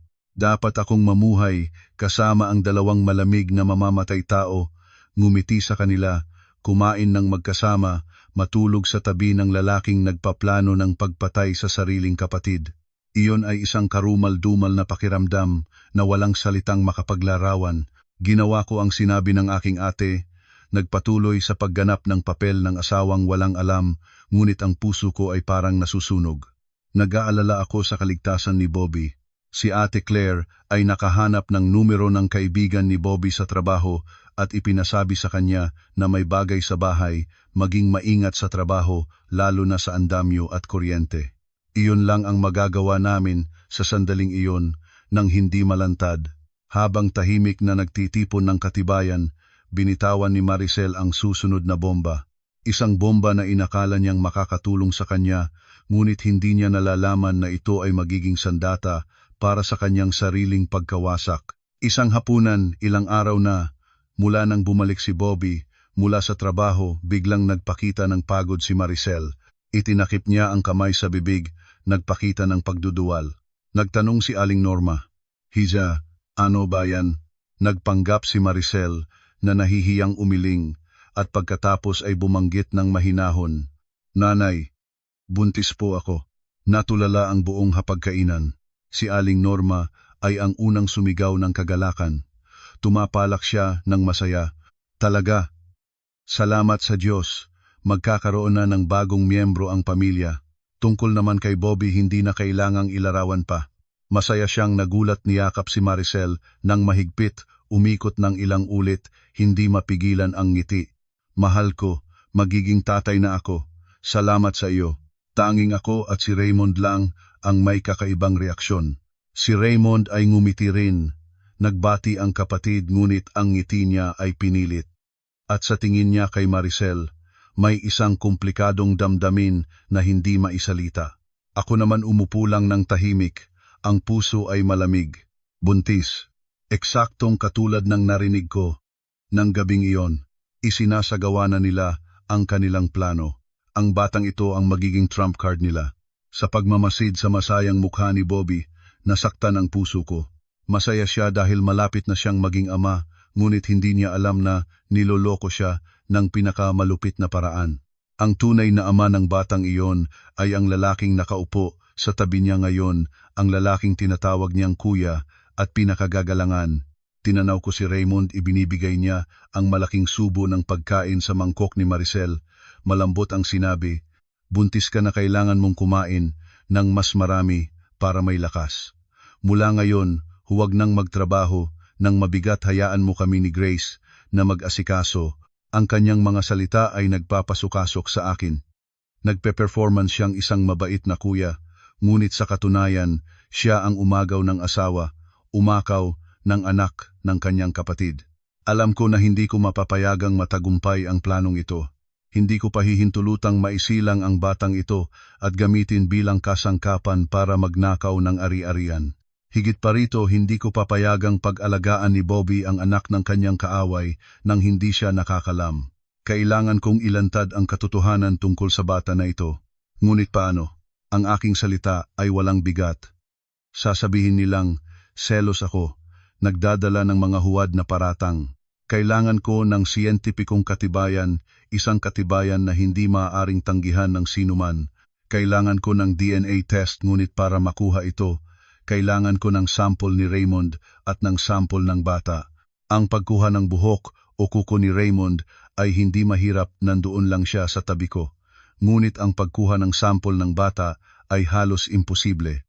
Nalungkot ako. Ang plano nila ay masyadong perpekto, masyadong sealed. Nagkumuntan ako sa aking ate tungkol sa pagkabigo. Nag-isip siya ng ilang sandali at pagkatapos ay nagsalita, "Grace, huwag kang mag-alala, hindi na natin kailangan ng sample ng bata. Maaari tayong gumawa ng isang mas mabilis na paraan, may kaunting panganib, para mapatunayan na ang bata ay hindi anak ni Bobby. Naalala mo ba ang eksaktong oras na lumayo si Bobby sa trabaho? Tumango ako, ang aking alaala tungkol sa mga araw na iyon ay mas malinaw kaysa sa kahit sino. Nagpatuloy si Ate Claire. Maghahanap si ate ng eksaktong schedule ng trabaho ni Bobby mula sa HR ng kanyang kumpanya. Sabay-sabay, magpapadala si ate ng kaibigan na doktor para makuha ang impormasyon tungkol sa edad ng bata mula sa klinik na pinapuntahan ni Maricel. Kung ang edad ng bata ay hindi tumutugma sa oras na nandoon si Bobby, iyon ang pinakamatibay na katibayan. Isang ningas ng pag-asa ang lumitaw sa loob ko. Tama, bakit hindi ko naisip iyon agad? Ang plano ni Ate Claire ay maaaring isakatuparan. Ngayon ay kailangan kong malaman ang schedule ng pagsusuri ni Maricel at makuha ang impormasyon mula sa klinik. Mula nang ibalita ni Maricel ang pagbubuntis niya, tumaas siya sa posisyon na parang reyna ng bahay. Inaalagaan siya ni Aling Norma ng bawat detalye. Hindi pinapahintulutang hawakan ang anumang trabaho. Si Bobby naman ay nagpapaligaya sa asawa ng sukdulang pag-aalaga. Pag-uwi mula sa trabaho ay agad na nagmamasa ng paa at kamay niya, bumibili ng mga espesyal na pagkain at bitamina. Sa pagtingin sa eksena, nanghihina at nasusukasok na ako. Sabay nilang pinalaki ang isang bagay na puno ng panloloko at kasamaan. Alam kong wala akong maraming oras. Kailangan kong kumilos ng mabilis bago lumaki ang tiyan ni Maricel at lumala ang lahat. Nagsimula akong isagawa ang aming plano kasama si Ate Claire. Una, kunin ang sample ni Raymond. Ito ay hindi masyadong mahirap. Naghintay akong mahimbing ang kanyang tulog at pagkatapos ay maingat na kumuha ng ilang buhok niya na may ugat gamit ang isang maliit na sipit. Ibinalot ko ito sa malinis na papel, inilagay sa isang zip bag at itinago sa aking wallet. Ikalawa, malaman ang schedule ng pagsusuri ni Maricel at makuha ang impormasyon tungkol sa edad ng bata. Si Maricel ay maingat na nagsisimula. Sa bawat pagpunta sa OBGYN, pumupunta siya ng mag-isa o kasama si Aling Norma. Hindi niya sinasabi kung saan at kung sinong doktor. Hindi ako makakahabol ng harapan, kaya nagbago ang aking taktika. Nagsimula akong magpakita ng lubos na pagmamalasakit kay Maricel.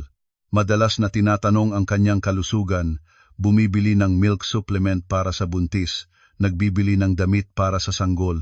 Sinabi ko sa kanya na labis kong pinananabikang maisang ang bata na ituturing ko ito tulad ng sarili kong anak. Unti-unti, humina ang pagbabantay ni Maricel sa akin. Nagsimula siyang maging mas bukas, nagkukuwento ng mga pagbabago sa kanyang katawan ng mga ultrasound. At pagkatapos ay dumating ang pagkakataon. Isang araw, pagbabalik ni Maricel mula sa prenatal check-up, masaya ang mukha. Ipinagmamalaki sa buong pamilya ang kanyang unang 4D ultrasound photo. Nanay, Ate Grace, tingnan ninyo, kamukha ni Bobby ang baby ko ha. Nagsimulang magtipon-tipon ang lahat para tingnan. Pumapalakpak at nagpupuri. Nagpanggap din akong masaya, kinuha ko ang ultrasound photo at maingat na tiningnan at ang aking mga mata ay natigil sa isang maliit na sulat sa tuktok na sulok ng larawan. OBGYN Clinic ng Dr. Helen Garcia, 12 weeks and 3 days. Narito na ang impormasyon na kailangan ko. Dr. Helen Garcia, 12 weeks and 3 days. Agad ko itong inisip at lihim na ipinadala ang text kay Ate Claire. Mabilis ang sagot niya. Magaling, hayaan mo na ang natitirang bagay sa ate. Subukan na manatiling kalmado, huwag hayaang lumitaw ang anumang pagkukulang. Habang nagsasagawa kami, nahanap na rin ni Ate Claire ang detalyadong schedule ng trabaho ni Bobby mula sa HR ng kanyang kumpanya. Tipulan.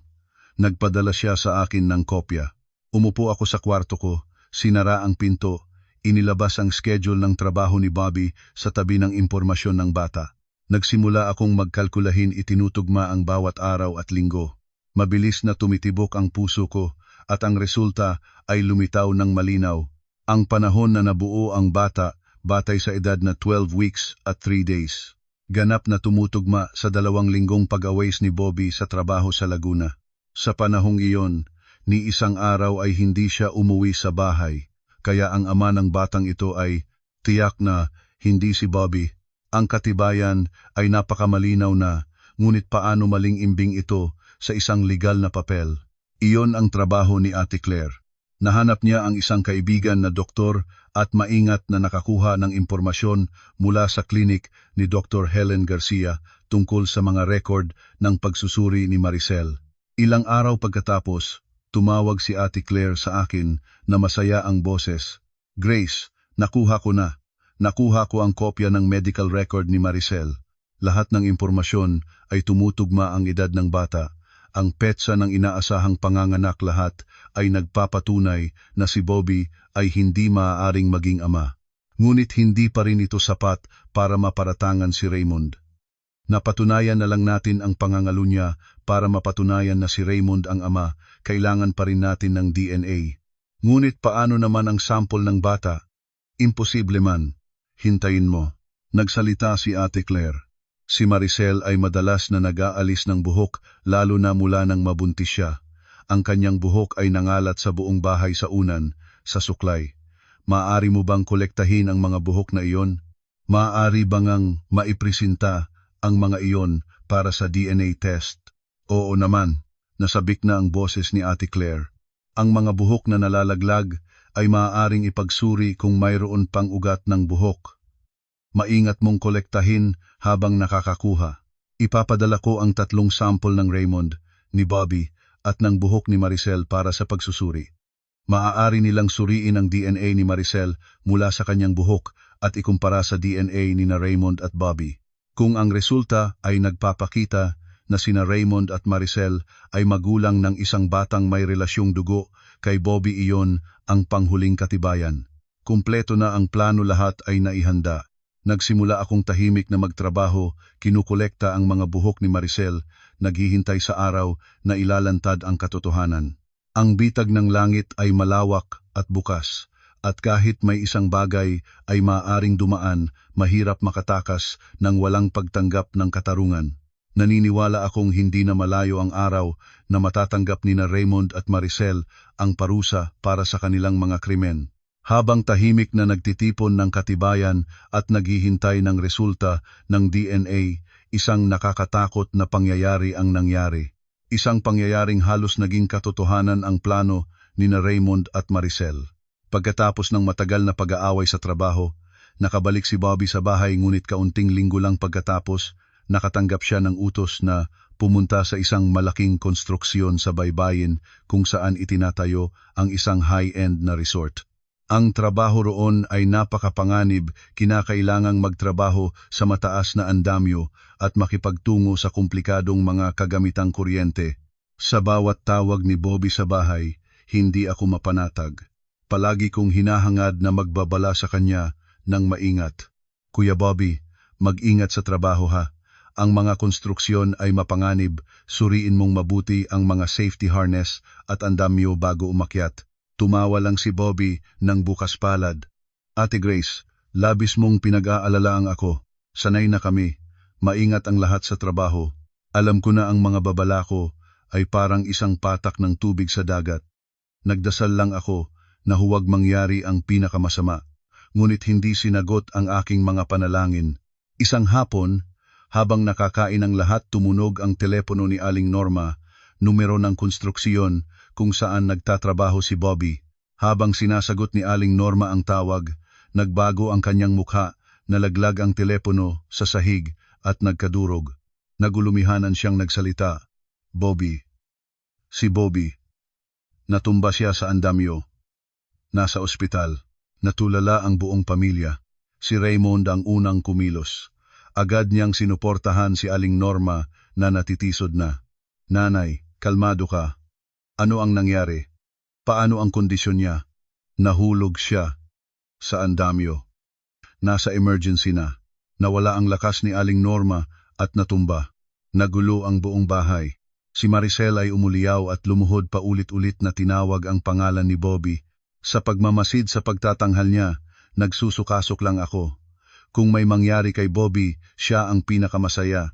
Nagmadali kaming sumakay, papunta sa ospital sa probinsya.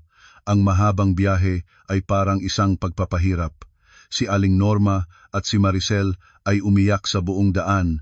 Si Raymond naman ay nakaupo sa harapan, ang mukha ay puro tensyon at pag-aalala. Umupo akong tahimik sa isang sulok, ang puso ko ay puno ng magkahalong damdamin. Nag-aalala ako para sa buhay ni Bobby at lalo akong galit sa puso. Aksidente ba talaga ito? Hindi ako naniniwala. Nangyari ito sa pinakaangkop na oras, ganap na tumutugma sa narinig ko ng gabing iyon. Ito ay sinalanta ni Raymond. Isinagawa na niya ang kanyang malupit na plano. Pagdating namin, lampas na si Bobby sa delikadong kondisyon.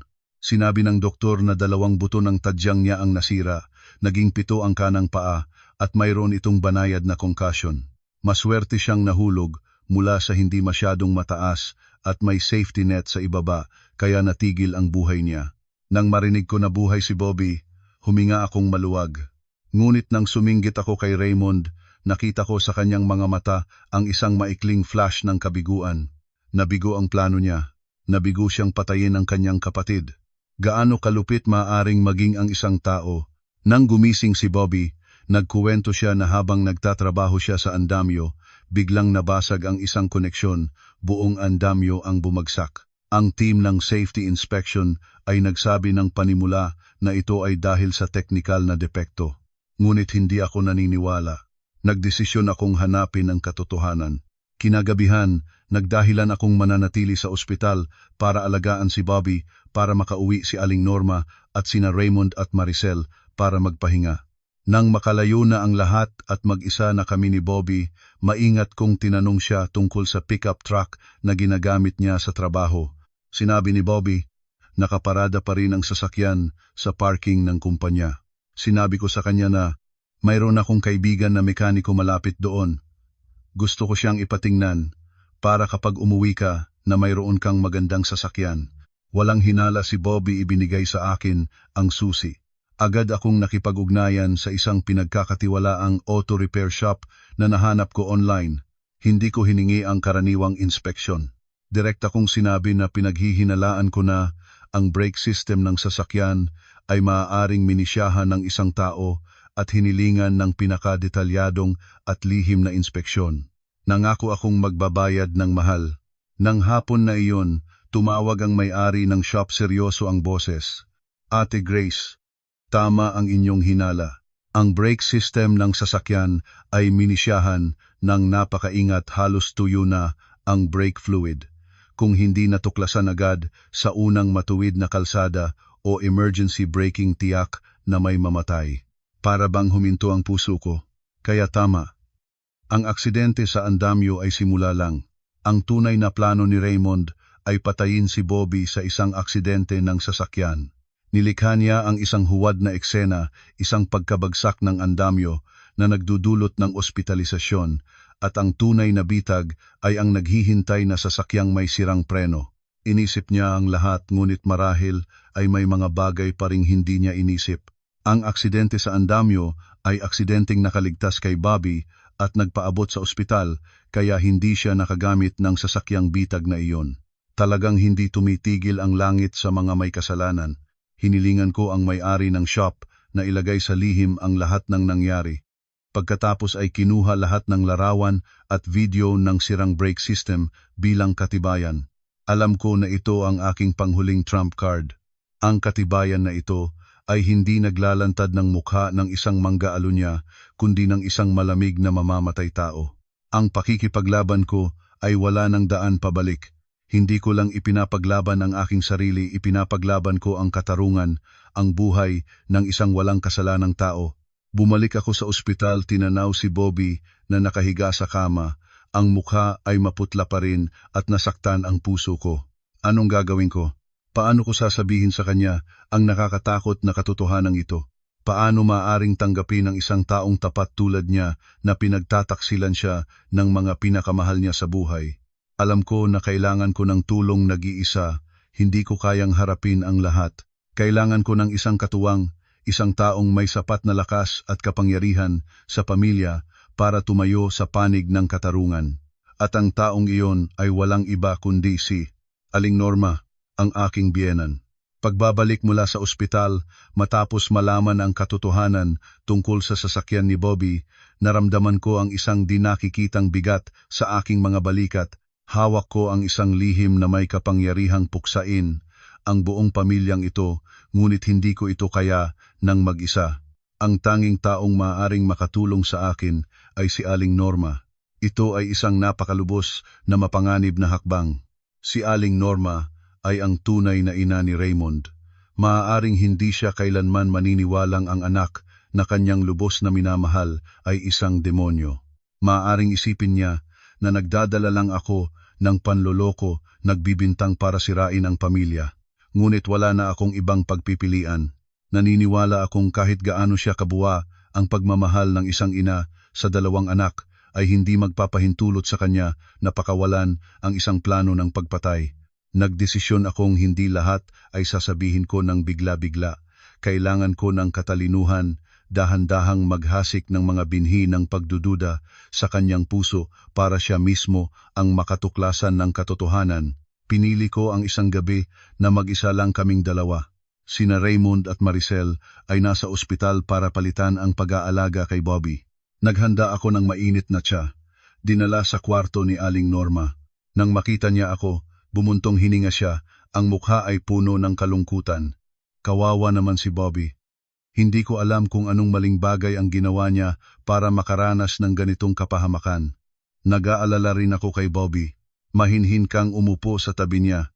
Ngunit, parang may isang bagay na hindi tama para sa akin. Kumontra ang kilay ni Aling Norma. Hindi tama? Ano ang ibig mong sabihin? Wala po, hindi ko rin alam. Kutob lang. Nagpanggap akong nag-alinlangan. Napansin ko lang si Raymond, pag-aalaga niya kay Bobby ay parang may kaibahan. Palagi siyang tinatanong ang doktor, ngunit hindi siya nagtatanong tungkol sa kalusugan. Tanong niya ay kailan makalalakad si Bobby, kailan maaaring makapagmaneho ulit. Bahagya nagbago ang tingin ni Aling Norma, nagsimula siyang mag-isip. Alam ko na natamaan ko ang pinakamabuting punto. Nagpatuloy ako na para bang hindi sinasadyang nabubukas ang bibig.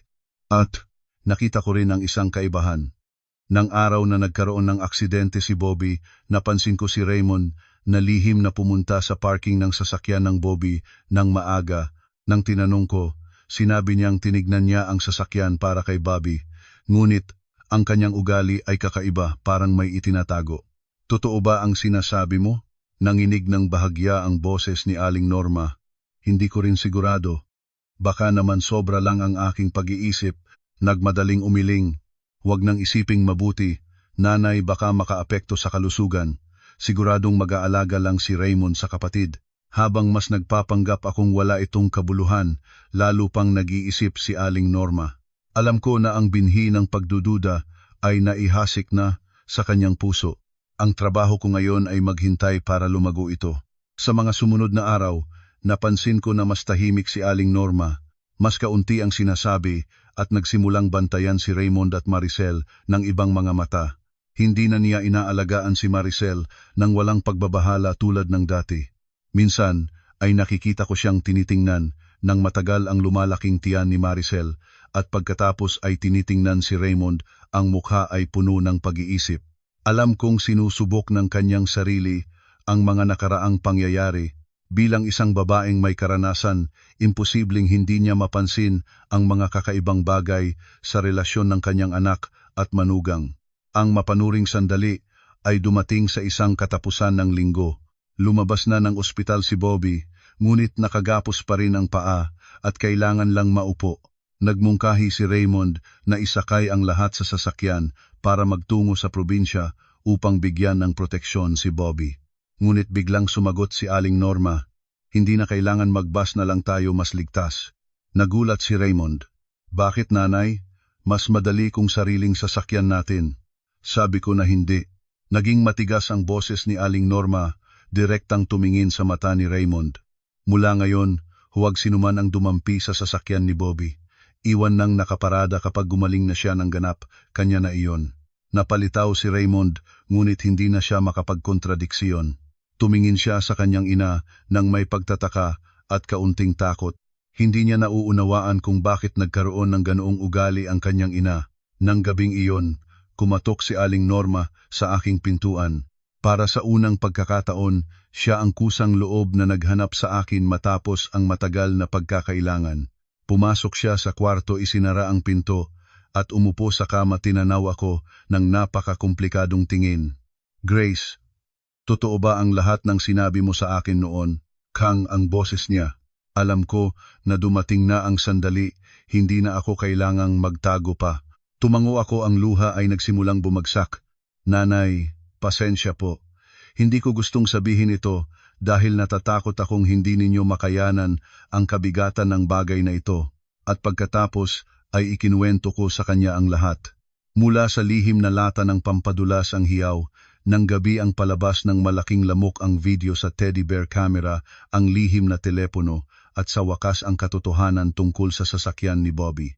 Ibinigay ko sa kanya ang lahat ng katibayan na hawak ko.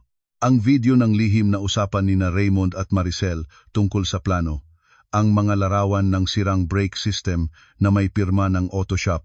Bawat katibayan, bawat salita ko ay parang mga martilyo na sumabog sa babaeng ito.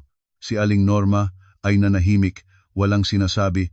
Ang mukha niya ay mula sa pagtataka, ngumugoy sa pagkamangha, pagkatapos ay sakit, at sa wakas ay isang lubos na kabiguan. Ang mga luha niya ay tahimik na tumakbo sa mga kulubot ng kanyang mukha. Umiyak siya nang walang tunog. Umiyak para sa kanyang pagiging bulag. Hindi siya nakakilala sa tunay na mukha ng mga anak na lubos niyang minamahal. Umiyak para sa tapat at mabait na anak na lalaki na halos mapatay ng kanyang sariling kapatid.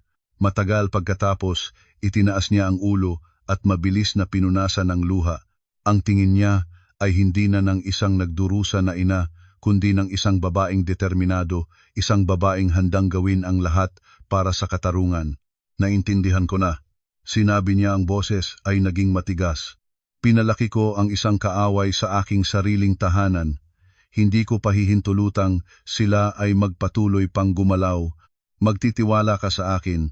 Grace, ako ay sasamahan mo, sasamahan ko si Bobby. Ilalantad natin silang dalawa at pababayaran sila sa kanilang mga krimen. Sa wakas ay nakuha ko na ang pinakaimportanteng katuwang. Ang alyansang iyon ay nabuo sa pagitan ko at ng aking biyenan. Hindi na kami manugang at biyenan kami ay dalawang babaeng may iisang layunin, ilantad ang kasamaan at ibalik ang katarungan. Isang malaking plano, isang panghuling palabas ang aming pinag-isipan ng magkasama. At ang entablado ng palabas na iyon ay ang kaarawan ni Bobby na paparating. Mga kababayan, ang kwento na inyong naririnig ay maaaring naglalaman ng mga detalye na muling inilahad. Minsan ay haka-haka na may tulong ng teknolohiya, ngunit lahat ay para sa layunin ng libangan at, higit sa lahat, para maghatid ng malalim na aral tungkol sa lakas ng katotohanan at tapang sa harap ng kasamaan. Kahit ang kasamaan ay nagmumula sa mga pinakamahal na tao sa ating buhay. Matapos ang gabing iyon, natuklasin ang pagkakaisa, isang napakamakapangyarihang alyansa ang nabuo sa pagitan ko at ng aking biyenan. Wala na kaming mga agwat, walang mga hinuha, pinalitan ng pag-unawa at iisang determinasyon. Si Aling Norma, mula sa isang babaeng medyo bulag sa imahe ng kanyang paboritong anak, ay naging isang matapang at matalim na kasama. Nagpanggap pa rin siyang normal sa harapan ni Raymond at Maricel, nag-aalaga pa rin sa buntis na manugang, nagtatanong sa anak. Ngunit sa likod ng mukha na iyon ay isang kalamig at isang plano na tahimik na isinasagawa. Ang kaarawan ni Bobby ang itinakda na entablado para sa panghuling hantungan. Hindi pa alam ni Bobby ang anumang bagay tungkol sa nakakahindik na plano. Inakala lang niya na nagkaroon siya ng aksidente. Nagpasya kaming itago sa kanya ang katotohanan hanggang sa huling sandali para hindi siya masyadong magulat at magsagawa ng mga kilos na hindi na mapipigilan. Inihayag ni Aling Norma na mag-oorganisa siya ng isang malaking handaan para sa kaarawan ni Bobby. Para ipagdiwang ang kanyang kaarawan, para ipagdiwang na nakalampas siya sa pagsubok at para ipagdiwang din ang pagdating ng bagong miyembro ng pamilya. Inimbitahan niya ang lahat ng malapit na kamag-anak at mga kaibigan mula sa magkabilang pamilya. Hindi naghinalang sina Raymond at Maricel, masaya pa sila. Inisip nila na ito ay isang pagkakataon para ipakita ang isang masaya at mapagkakatiwalaang pamilya sa harapan ng lahat.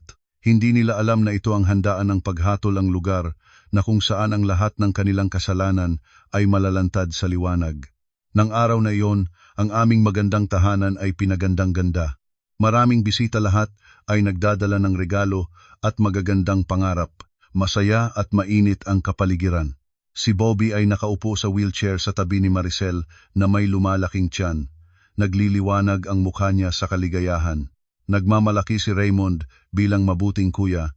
Nagbabati sa lahat ng bisita ng paisa-isa. Ako at si Aling Norma ay abala sa kusina, ngunit ang aming mga mata ay paminsan-minsang nagtatagpo ng may hindi formal na pahiwatig na puno ng kahulugan. Masaya ang handaan, kumakain ang lahat, nagkukuwentuhan, kumakanta. Nang medyo malasing na ang lahat, tumayo si Aling Norma at kinuha ang mikropono, mahinhin ang boses. Una, sa ngalan ng pamilya, taos-puso naming pinasasalamatan ang lahat ng inyong presensya, mga kaanak, mga kaibigan na naparito para makiisa sa aming pamilya ngayon. Pumalakpak ang lahat. Nagpatuloy siya. Ngayon ay isang espesyal na araw, kaarawan ng aking anak na si Bobby, at kasabay nito, ipinagdiriwang natin na nakalampas na siya sa pagsubok ng buhay. At mayroon pang isang magandang balita, malapit nang magkaroon ng bagong miyembro ang aming pamilya. Tumingin siya kay Maricel at ngumiti. Nahihiyang iniling ni Maricel ang ulo. Masaya rin si Bobby. Sa magandang araw na ito, nagpatuloy si Aling Norma at biglang nagbago ang kanyang tono, naging malamig ng bahagya. Mayroon akong espesyal na regalo para sa aking mga anak at nais ko ring ibahagi sa lahat ng narito ang ilang bagay mula sa loob ng aming tahanan. Pakisuyo sa lahat na tumingin sa malaking screen. Puno ng pag-usisa ang lahat at tumingin sa malaking projector screen na aking inihanda sa sulok ng kwarto. Nakatingin pati na rin sina Raymond at Maricel. Ang mukha ay ngumingiti pa rin, walang alam na malapit nang dumating ang sakuna. Nakatayo ako sa sulok ng kwarto, hawak ang laptop, mabilis na tumitibok ang puso ko. Pinindot ko ang play. Nag-ilaw ang screen, ngunit hindi ito isang video ng pagbati sa kaarawan o mga larawan ng alaala ng pamilya. Ang unang video ay ang video mula sa teddy bear camera. Lumitaw ang pamilyar na sala. Sina Raymond at Maricel ay nakaupo sa sofa, bumubulong ng malakas. Bawat salita nila ay malinaw na tumunog sa tahimik na kwarto ng handaan. Basta lang maisilang ang bata, basta lang nasa apelyido o kampo ito ang kalahati ng ari-arian ni nanay, ay natural na magiging sa kanya. Sa oras na iyon, lahat ay magiging sa atin. Namatay ang buong kwarto ng handaan. Pumatay ang musika. Natulala ang lahat. Hindi mapaniwalaan ng sinuman ang kanilang naririnig. Ang ngiti sa mukha ni na Raymond at Maricel ay namuhin. Iting-puti sila tulad ng papel. Naguluhan si Bobby at lumingon sa kanyang kuya at asawa. Ang mga mata ay puno ng pagtataka. Ano? Anong ito? Ngunit ito ang simula pa lang. Ang susunod na video ay lumitaw mga larawan mula sa security camera na lihim na ipinagawa ni Aling Norma sa auto shop. Ang imahe ni Raymond na lihim na pumupunta sa truck ni Bobby ng umaga bago ang aksidente. Matagal siyang nagtatrabaho sa ilalim ng sasakyan sa posisyon ng brake system. Ingay ang kwarto ng handaan. Ang mga bulong at pagtataka ay lumabas ng sabay-sabay. Kinuha ni Aling Norma ang mikropono, nanginginig ang boses niya sa galit at sakit. Marahil ay hindi pa naintindihan ng lahat kung ano ang nangyayari. Kaya hayaan ninyo akong ipaliwanag. Lumingon siya nang diretso sa mukha ni Raymond. Ang mga mata niya ay parang dalawang talim ng kutsilyo. Raymond Ocampo, anak ko, mayroon ka pa bang gustong sabihin? Nautal si Raymond, buong katawan nanginginig. Nanay, ang lahat ng ito, huwad si Grace ang gumawa ng lahat para sirain ako. Huwad? Lumabas ako mula sa sulok ng kwarto, hawak ang isang makapal na grupo ng mga papeles. Kung gayon, ang mga ito ay huwad din ba, Raymond? Ipinakita ko sa screen ang mga larawang kinuha ng Autoshop, mga larawan ng sirang brake system, may opisyal na selyo at pirma ng mechanic. Pagkatapos ay inihayag ko ang resulta ng DNA test na ipinadala sa amin ni Ate Claire nang umaga rin ng araw na iyon. Mga kababayan at pamilya, ito ang resulta ng DNA analysis. Ang bata sa tiyan ni Maricel ay ganap na, hindi anak ni Bobby Ocampo. Ngunit nagpapakita ang resulta na ang bata ay may relasyong dugo kay Bobby sa antas na pamangkin. Isang malakas na crash ang tumunog. Si Bobby ay hindi na nakapigil, pinipal ang baso sa mesa. Tumayo siya kahit nakagapos pa ang paa at sumugod kay Raymond. Ang mga mata ay pulang-pula tulad ng isang nasugatan na hayop. Kuya, bakit? Bakit mo ginawa sa akin ito? Hinawakan niya ang kwelyo ng damit ni Raymond at sumigaw. Asawa ko siya, kapatid mo siya sa pamilya, paano mo magagawa? At gusto mo pa akong patayin? Natulala si Raymond nang ganap ng lalata, hindi na makasagot ng maayos. Hindi ganyan ang iniisip mo. Nagsimulang umiyak ng paluhod si Maricel sa sahig, paulit-ulit na sinasabing, Bobby, mahal ko si Raymond, pinilit niya ako, hindi ko sinadya. Ang palabas ay natapos na. Lahat ng katotohanan ay inilantad, hubad at masakit. Ang handaang kaarawan ay naging isang paghatol. Ang mga bisita at kamag-anak lahat ay namangha at natakot sa tunay na mukha ng dalawang taong ito. Ang masayang pamilya na dati nilang itinuturing na huwaran, lumitaw na isang takip lamang para sa mga napakasamang plano. Ang kaguluhan ng handaang iyon ay mananatiling isang sugat sa kaluluwa ng lahat ng naroroon. Si Bobby, sa matinding galit ng pagtataksil, ay nawalan ng kontrol. Sinugod niya si Raymond at pinalo ng paulit-ulit. Kailangang pigilan ng lahat para mapaghiwalay sila. Napalo ng mabuti si Raymond, na gumon ang mukha, na tumba sa sahig, hindi na lumaban. Si Maricel naman ay nagpaluhod at umiyak paulit-ulit na ibinabato ang lahat ng kasalanan kay Raymond. Ngunit huli na ang lahat, ang bawat katibayan ay napakaliwanag, walang naniwala pa sa kanyang mga luha. Si Aling Norma ay nakatayo roon, tinitingnan ang dalawang anak niya, ang mukha ay tumatanda, habang tinitingnan mo, ang sakit ay walang katulad. Wala siyang sinabi, tahimik lang siyang lumikha, at pumasok sa kanyang kwarto, isinara ang pintuan ng malakas. Marahil ay ganap nang nasira ang puso ng isang ina. Natapos ang handaan sa kahihiyan at pagkalaglag. Isa-isang umalis ang mga bisita, puno ng bulong at nagtatakang tingin. Ang magandang bahay na ito, nang lumabas ang lahat, naging isang demolisyong puno ng mga natirang piraso ng isang pamilya na hindi na mapagagaling. Nang sumunod na umaga, si Bobby, sa tulong ko at ng aking ate na abogado Claire, ay naghain ng reklamo sa korte. Hindi lang siya nag-file ng annulment laban kay Maricel, naghain din siya ng formal na reklamo laban kay Raymond para sa krimen ng adultery na may karapatang katawagan ng incest sa ilalim ng batas, at para sa frustrated murder o tangkang pagpatay. Ganap na nagising si Bobby. Ang pagmamahal at paggalang na dati niyang iniukol sa kanyang kuya at asawa ay napalitan ng matinding galit hanggang sa kaibuturan ng kanyang kaluluwa.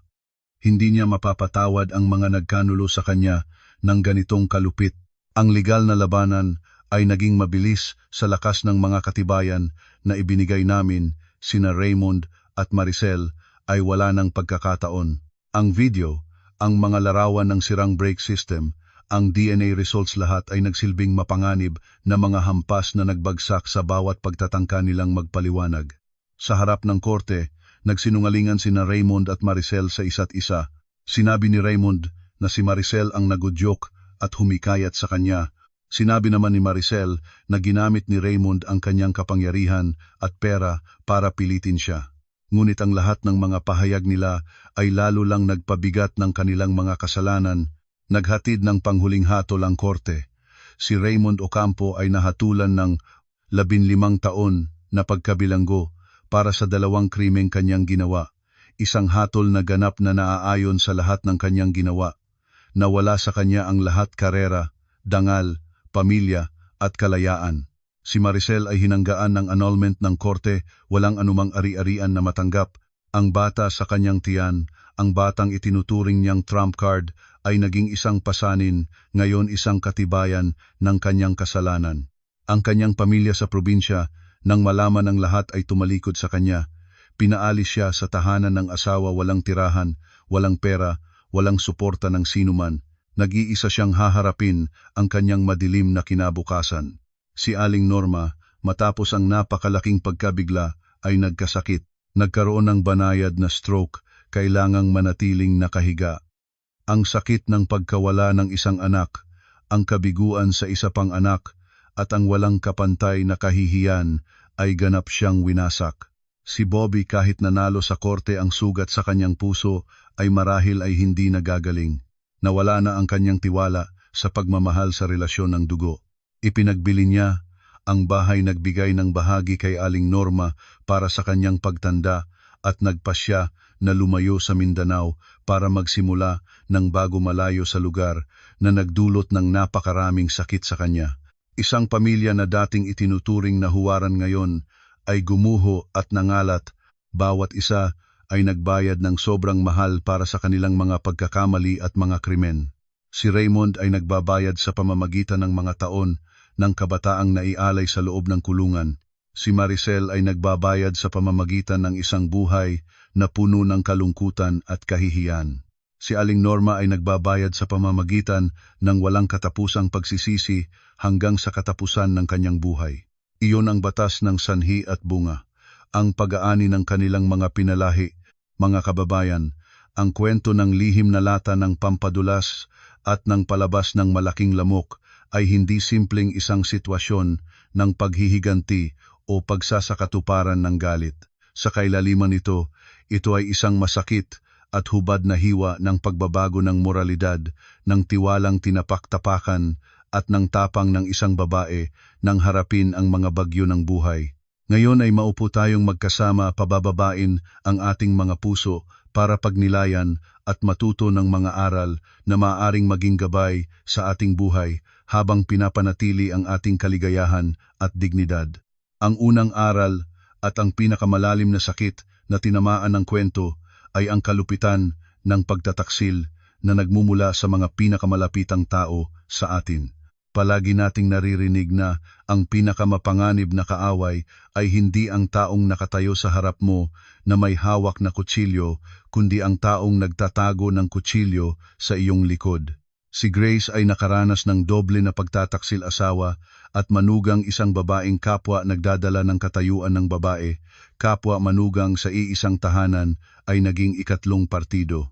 Ito ay nagpapaalala sa atin ng kahalagahan ng pagiging malinaw ang isipan sa lahat ng relasyon. Ang tiwala ay isang mahalagang bagay, ngunit huwag kailanman ibigay ito ng bulag na bulag. Ang ika-6 na pandama ng babae ay isang regalo, isang sandata ng pagtatanggol na ibinibigay ng Diyos. Huwag kailanman baliwalain ang mga hindi normal na senyales, ang mga kutob na nagbababala, dahil ang pagpapabaya minsan ay ang mayabong na lupa kung saan lumalaki ang pandaraya. Mahalin ng buong puso, ngunit panatilihin ang mga malinaw na mata para makita ang katotohanan kahit gaano ito katamis na tanggapin. Ikalawa, ang kwento ay isang malinaw na patunay ng lakas ng kalmado at katalinuhan. Nang matuklasan ni Grace ang lihim na lata, sa halip na humiyaw at gumawa ng kaguluhan, agad na karaniwang ginagawa ng karamihan ng babae, sa galit pinili niya ang ibang paraan. Pinigil niya ang sakit sa loob, ginamit ang katahimikan para mapanood at ginamit ang matatalinong hakbang para subukin ang tiwala. Ang hakbang ng paghahalo ng siling labuyo, bagamat matapang, ay nagpapakita ng isang hindi karaniwang lakas ng loob. Ang aral dito ay sa bawat krisis, ang nagtataglay ng malamig na ulo ay ang nagtataglay ng kalamangan. Kung sumabog si Grace agad nang makita ang lata, itatatanggi na agad ni Raymond ang lahat at siya pa ang magmumukhang isang silong na asawa.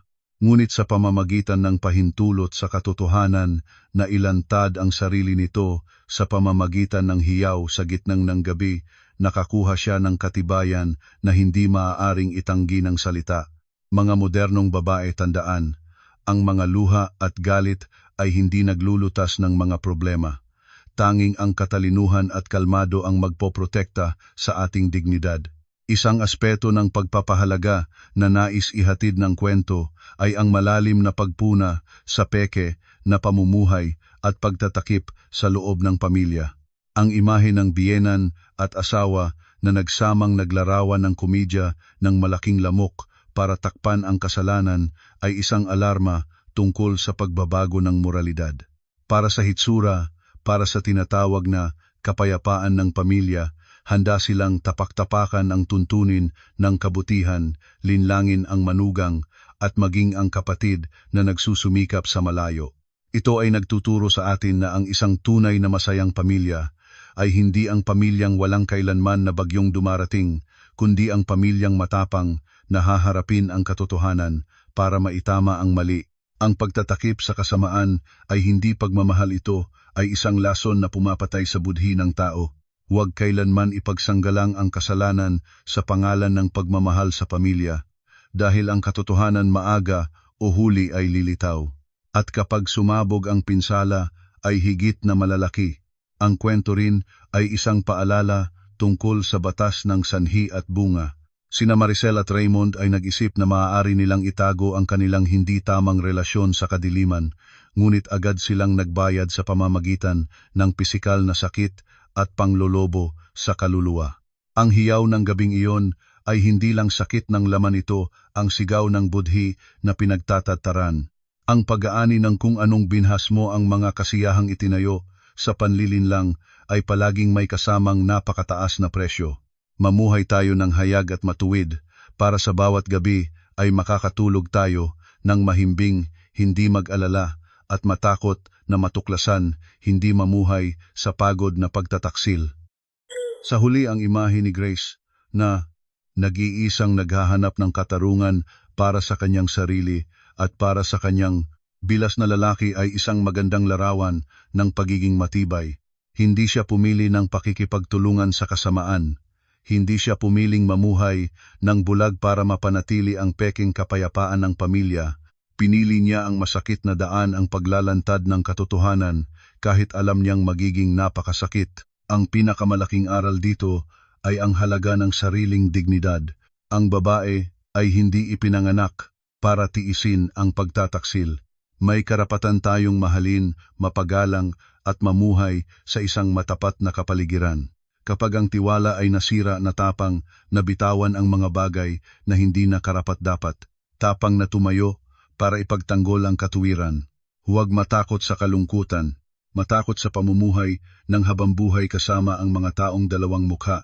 Bilang isang taong personal na bumuo ng mga detalye at emosyon ng kwentong ito, lubos akong nag-isip tungkol sa manipis na hangganan sa pagitan ng pagmamahal at pagtataksil, sa pagitan ng pagiging mapagparaya at pagiging mahina. Nais ko sanang lumikha ng isang larawan na tunay at hubad ng mga madilim na sulok ng kasal, kung saan ang kasakiman at pagnanasa ay maaaring gawing kakilala bilang mga estranyo ang mga pinakamalapit sa atin. Sa pamamagitan ng tauhan ni Grace, nais ko sanang maghatid ng isang matapang na mensahe tungkol sa pagwawala ng babae. Huwag hayaang magamit ang iyong kabaitan. Gamitin ang katalinuhan para protektahan ang inyong dignidad, sa halip na mauwi sa pag-iyak at kahinaan lamang. Naniniwala ako na ang pinakaangkop na parusa para sa mga nagtataksil ay hindi lang pisikal na sakit, kundi ang kahihiyang malagpasan ang kanilang moral na maskara sa harap ng liwanag ng katarungan. Gayunpaman, kailangan kong malinaw na sabihin sa ating mga mahal na tagapakinig na ang buong kwentong inyong narinig ay isang ganap na kathang-isip na nilikha mula sa imahinasyon ng aming creative team. Ang tanging layunin namin sa paglikha ng nilalaman na ito ay para maghatid ng mga sandali ng kasiyahan at higit pa rito, para magbahagi ng malalim na mga aral tungkol sa moralidad ng pamilya at lipunan.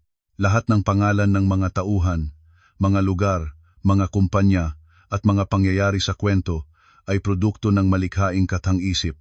Ang anumang pagkakatulad o pagkakawangis sa mga pangalan o kalagayan ng tunay na mga tao, buhay man o namatay na, ay ganap na aksidente at hindi kailanman naging layunin ng mga may akda.